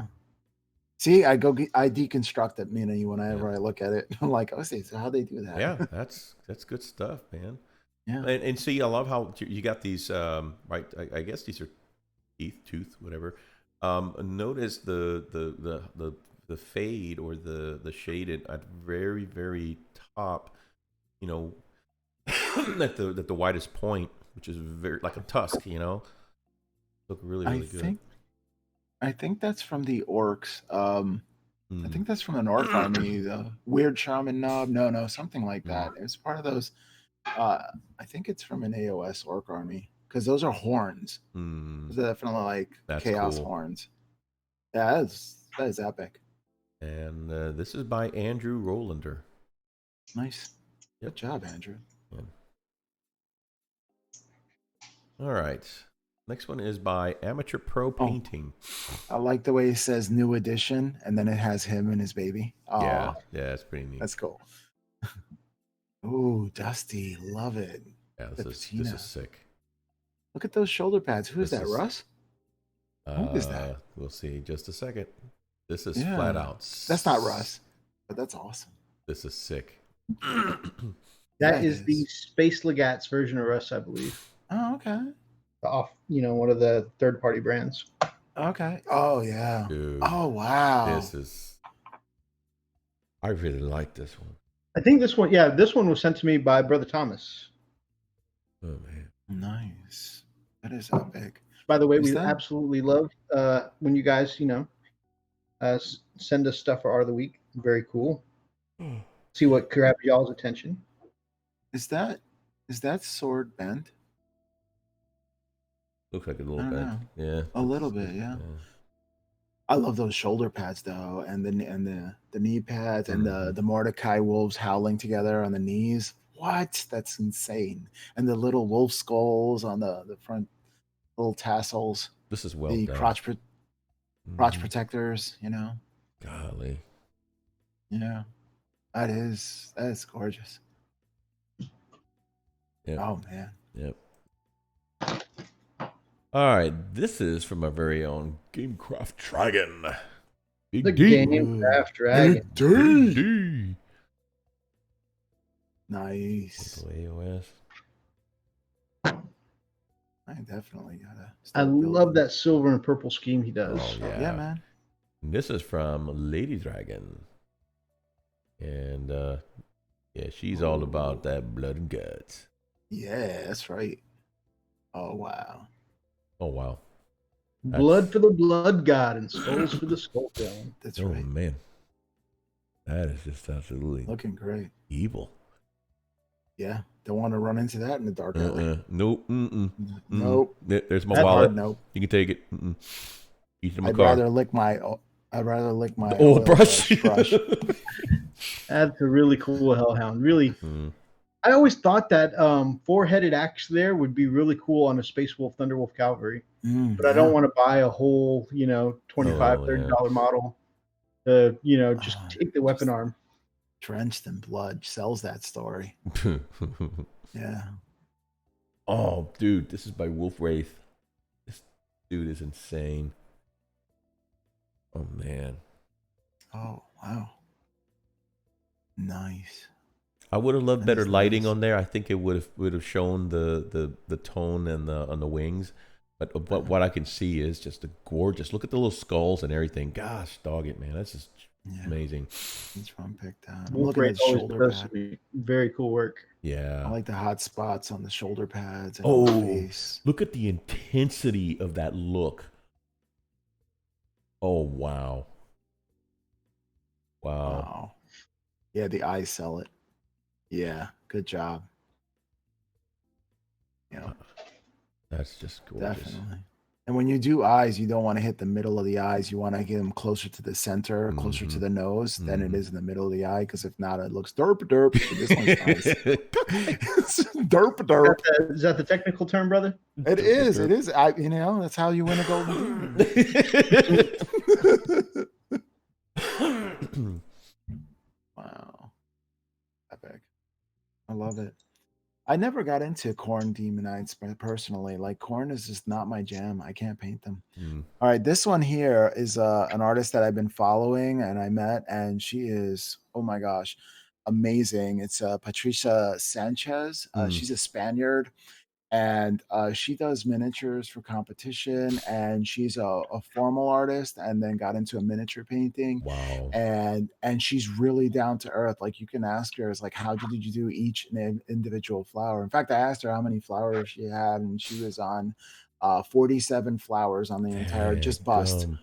Yeah, 47 flowers. It's like, I'm on flower number 36. I'm like, wow. But her skin tones are spot on. Dude. I mean, spot on. And her eyes, look at how many different colors and shades of brown to tan are in the eyes. And it has that gleaming look that makes it look wet. That's just anybody that can make skin look translucent like real skin is just a league of their own in my book. And you can take this and incorporate it into some amazing freehand on a large piece. If you can get skin tones like that, you can just paint just about anybody. And I've always been of the opinion that soft, ladylike skin tones like this seem more difficult than other skin tones. And she really nailed this. And it's true, because if you look at most of the men's sculpts, they have well-defined muscles. You know exactly where the shadows are going to be. Right. But with the female soft skin tones, you have to paint in those shadows so it could look realistic. So yeah, there's a challenge. Absolutely. Absolutely. So see, now what I need to do is get a whole bunch of Cornite people that I do not like painting the army for, so I can practice skin tones and get like this. See? So, there it is. Level up my painting. I'm always looking for ways to do that. Are they all going to have lily skin tones like this? Very soft. I think so. Soft corn worshipers. Yeah, soft corn. Wow. That just I'm sorry. All right. Anywho, This is from amazing artist that I follow as well. Roman Lapat, and he took a whole bunch of Stormcast Eternals and he made a scene out of it. And it looks like that Roman kind of artwork that you see in the backgrounds of some mosaics. And each one of these are separate models that he hacked in and put in there and custom made. Like every single one of these are coming from a lot of GW miniatures. And I seen when he was building it and he put it into a frame. But Roman Lapat thinks so out, this is going to be ironic because he's painting it in a box. But he thinks outside the box so he could put it in the box. I don't know. But really, look, they're like, you can see the story being told. The Stormcast Eternals were summoned by Sigmar to come in and save the world from chaos. And this is their first arrival. And everybody, chaos, since the whole world, I don't know if you know the lore, the whole world was overrun by chaos and it was on the brink. And at the last minute, Sigmar opens his doors again and sends his Stormcast Eternal in to save the day and really bring back the world from the brink of chaos and destruction. And this is that first meeting, that first time that they actually come in and save the day. And all the chaos is like, what's this, Right. I think what's amazing is that he turned something that you would normally see in a picture or a painting and made it, because this is exactly what it looks like. It looks like a painting, an oil painting. Until you told the story, I for real thought we were looking at a canvas.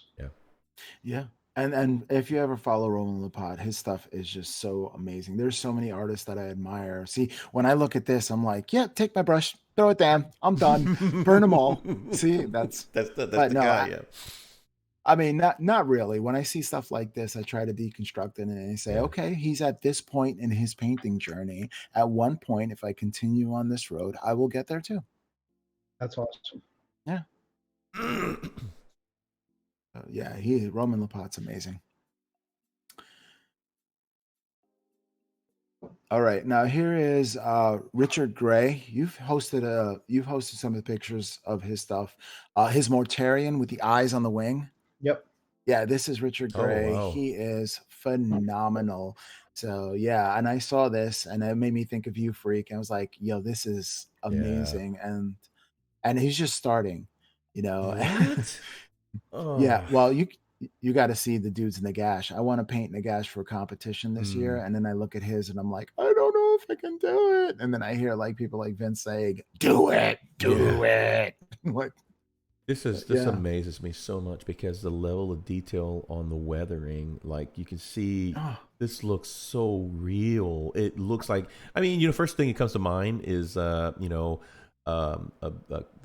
caterpillar. Backhoe or one of those working excavators. Yeah, exactly. And you kind of see this. It's like, good night. And that's the kind of references he takes. He'll take reference photos of real objects and say, okay, how can I create that? Yeah. And he'll keep on working it until he's got it. And that's what you do. And it really, that's what artists do in general. They took a picture of real life and they try to emulate real life in their paintings. And it's no different here. I mean, essentially what we're painting, we are aspiring artists to this level, and we should take our references from real life. We're trying to make our things look realistic, unless you're strictly going for a cartoon style painting. Right. I'll tell you what, though, man, that's one thing that I don't think I can ever, and I just know my limitations because that freehand, that's, oh man. That's my favorite part, is that the Imperial Fist symbol is just a logo or a shadow silhouette. It looks like a medieval gauntlet wrapped into a fist with non-metallic metals. Now, two things you need to take into account here. Yeah. The first thing is, at one point in Richard Gray's life, he was at your point that you are right now. And if he gave up and realized his limitations there, he'll never get to this stage and do what he does now. You see that? Yeah, but I think he was probably doodling when he was 3. I'm in my 40s. I'm about to be 50, and I can do stick figures. Not even that good.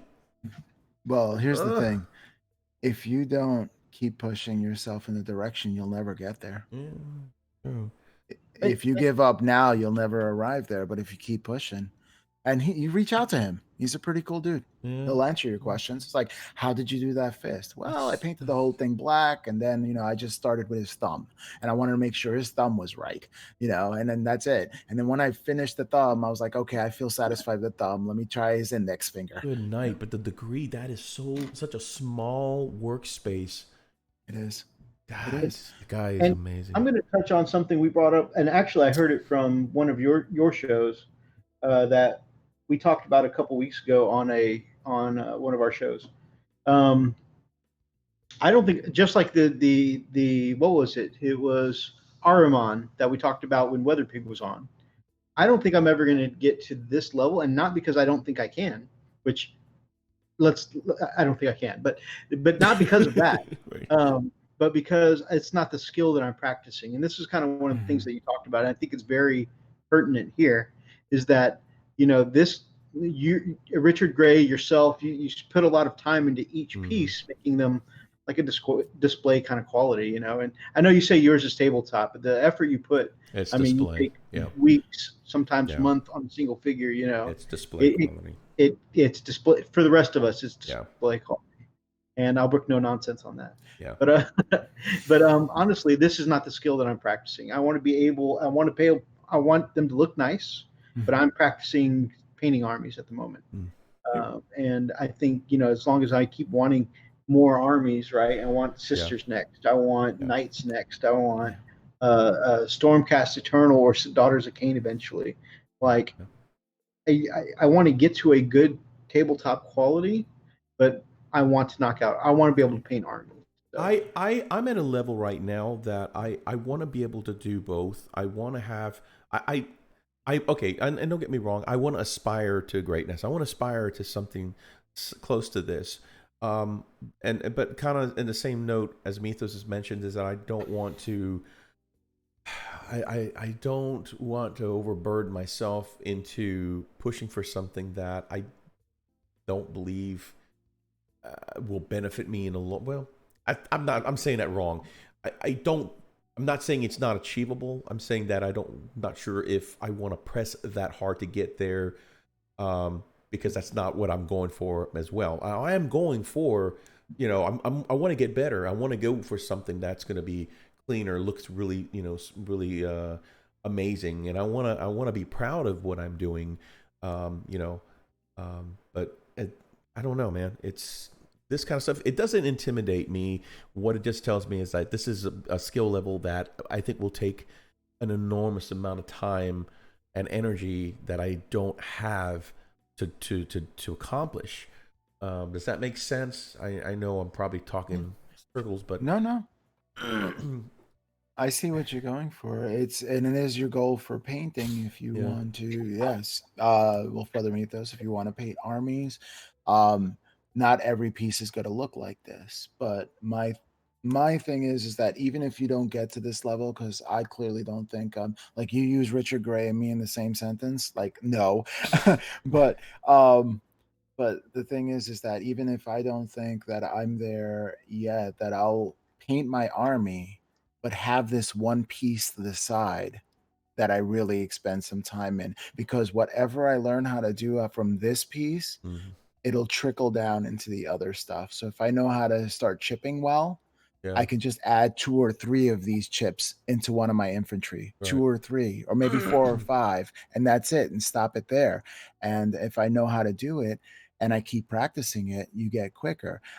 Doing this and getting this effect and finishing the model in 1 week, because you can get good to the point where you plateau and then you just get faster at that good level. Right. So, yeah. So I'll take 1 miniature that I might not even play ever. That'll be my display miniature. That's the one I'm going for a painting competition with and stuff like that. And then I'll learn techniques on that one and push myself on that 1 miniature.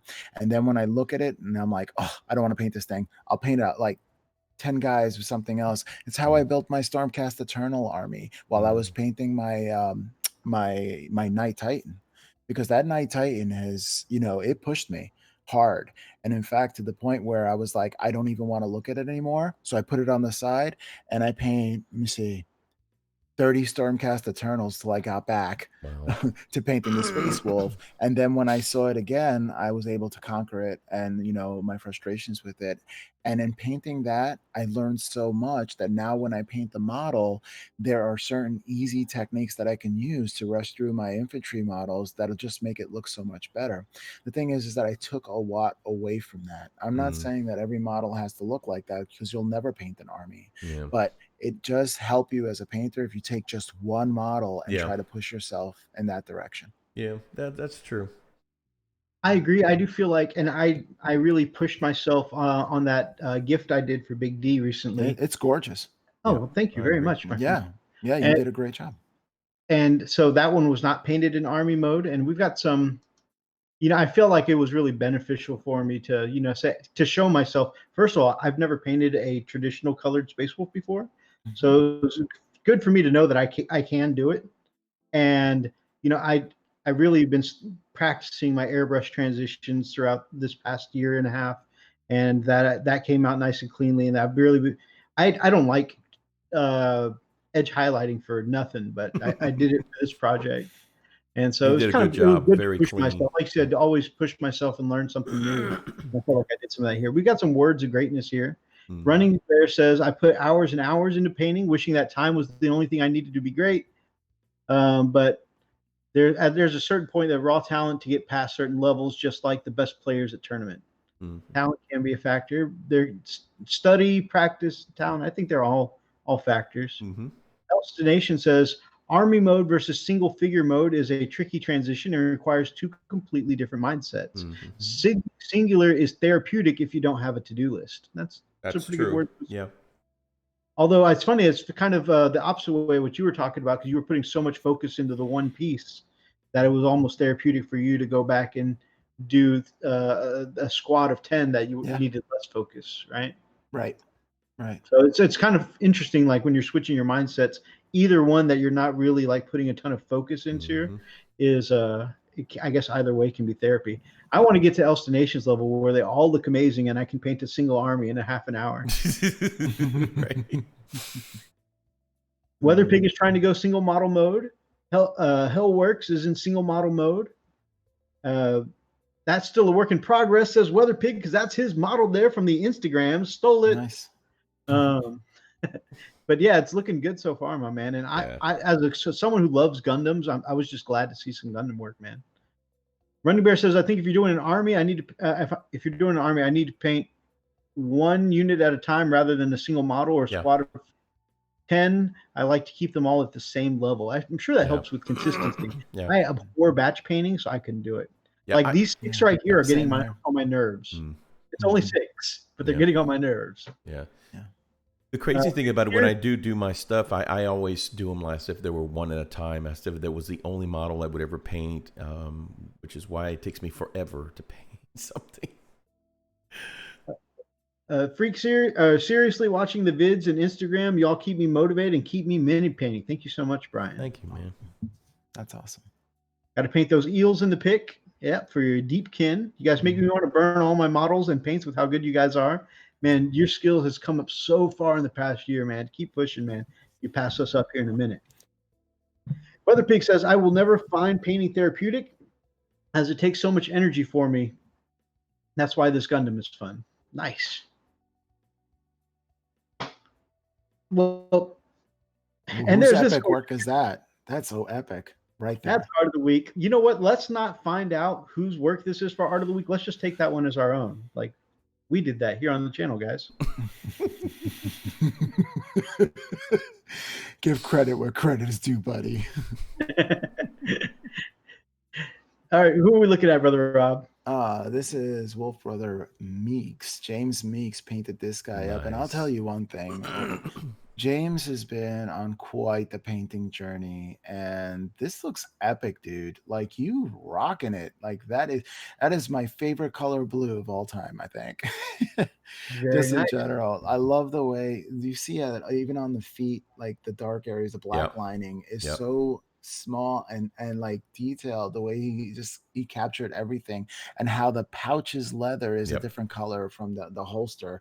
Yes, perfect. How the chest has the bone pieces, but it's outlined perfectly. Yep. Yes. How the buttons on the side of the arm are painted the blue, then the orange, and then the red. Yep. Perfect. Like that is epic. And then the face, you have the highlights on the upper brow, you have the highlights on the cheeks going down to the sides of the mouth, the bottom of the mouth, the top of the nose.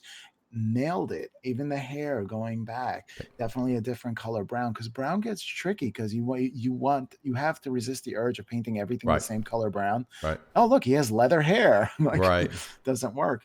Right. Yeah. And he's come such a long way as a painter. The I remember when blade, he was just starting out. The blade for me is just blowing me away, because you can see it looks like a real freaking blade. From the hilt all the way to the actual blade itself. That is just very well done. The pistol. Weather Chick says the highlight on that knife makes him want to cry. Yeah, it's just it looks really, really well done. It really does. Yeah. He's going to shank someone. I've been a big fan since his Bjorn that he won a local painting competition at his store for. That was pretty epic.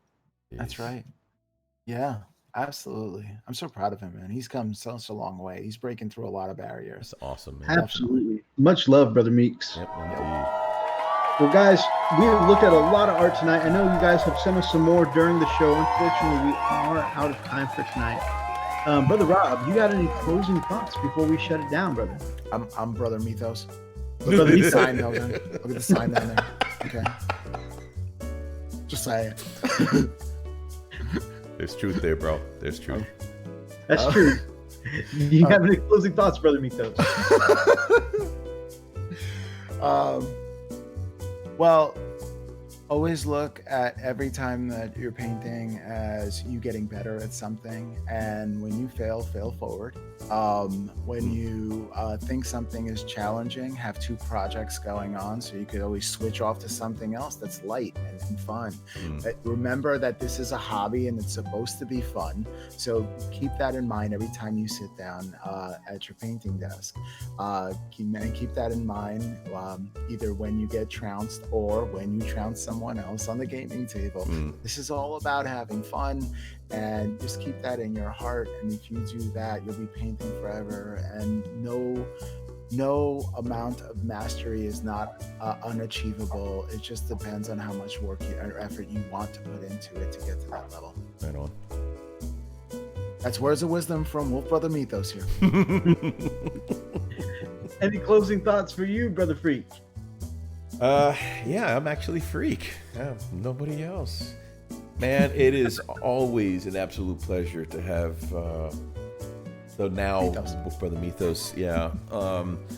And man, to have your level of expertise, and yet you're really humble about it. I love that. I love the fact that it's like, hey, I was where you are.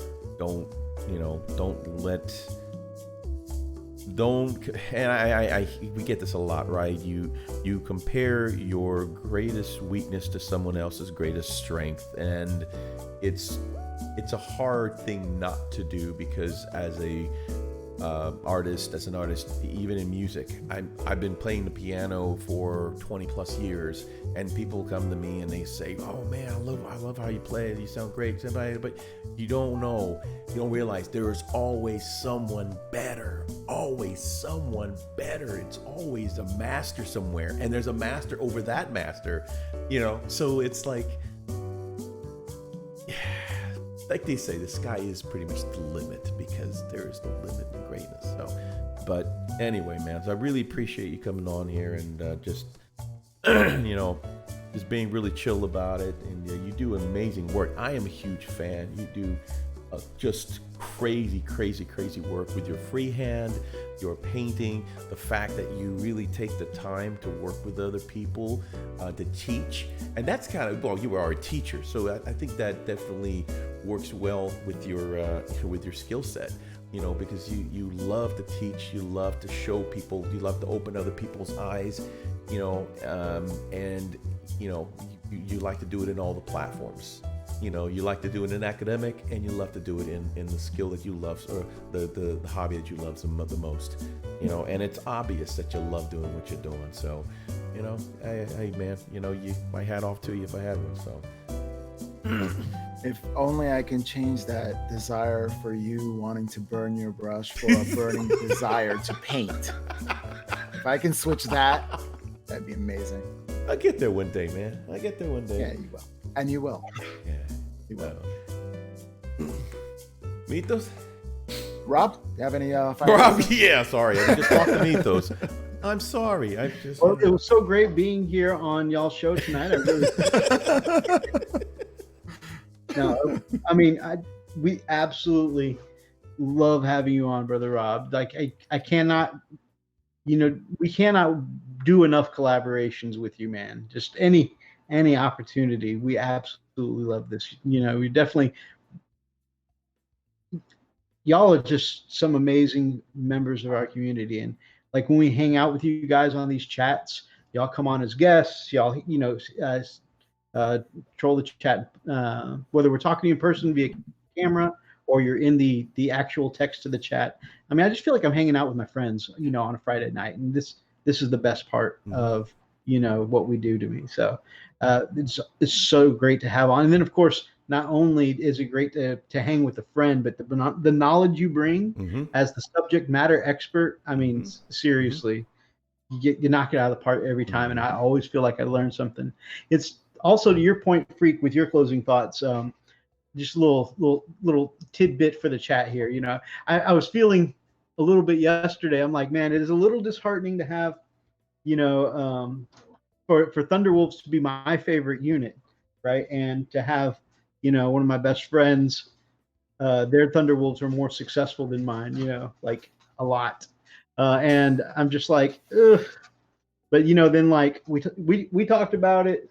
And then I woke up this morning and Miniac put out a video on the same thing about how he lost a few painting competitions to his best friends, and one of them is the guy he does a podcast with, and that is on his channel all the time.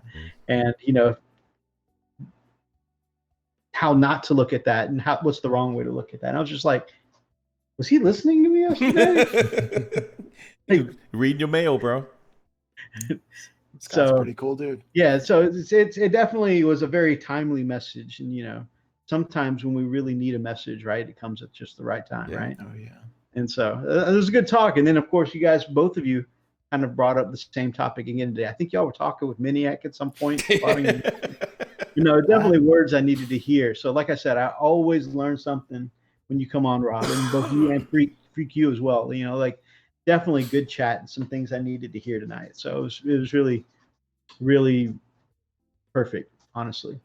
Other closing thoughts, going back to like some of the news, I really want the AdMech flyer. Like I said, I want to put it in my army just because it looks badass. Yeah.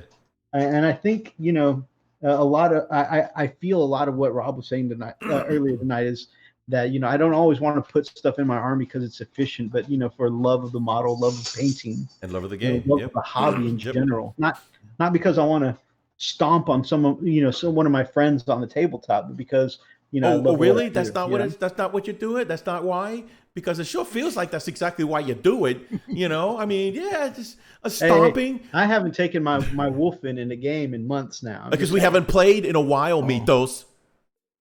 I haven't taken him in the last one. You know what? You're still stomping people without taking them? Wow. You don't even need to take them. That's what I'm talking about. You're that efficient. That's what I'm talking about. And he goes, yeah, stomping. I don't go around stomping people. You're just that good. You're just that good, Mythos. I brought 18 wolfen in 2 nights. All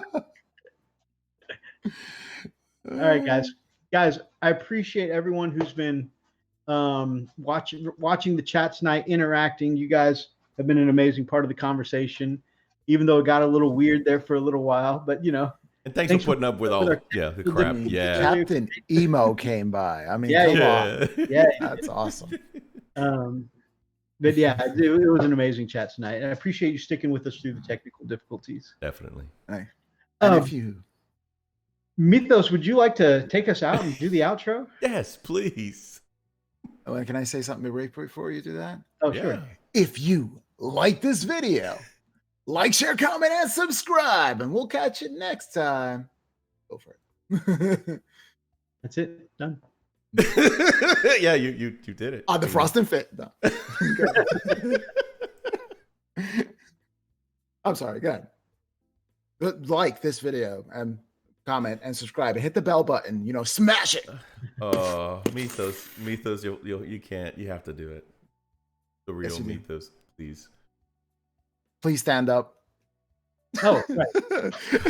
You guys like tonight's video, then make sure that you grab up an axe and smash that like button in the name of the Emperor. Drop us some comments down below. If you're watching from the archive, feel free to be part of any of these ridiculous conversations. If you haven't checked it out yet and you'd like to support us, check out our Patreon, see any of the things that we offer over there. And of course, if you are not yet subscribed to the Miniatures Paintbrush, go do that right now. Right now. Stop right now. Exit out. Just do it. Or if you're not subscribed to this channel, then we would love to have you as part of the pack here on the Frost and Fist. Until next time, guys. Stay frosty. Frosty.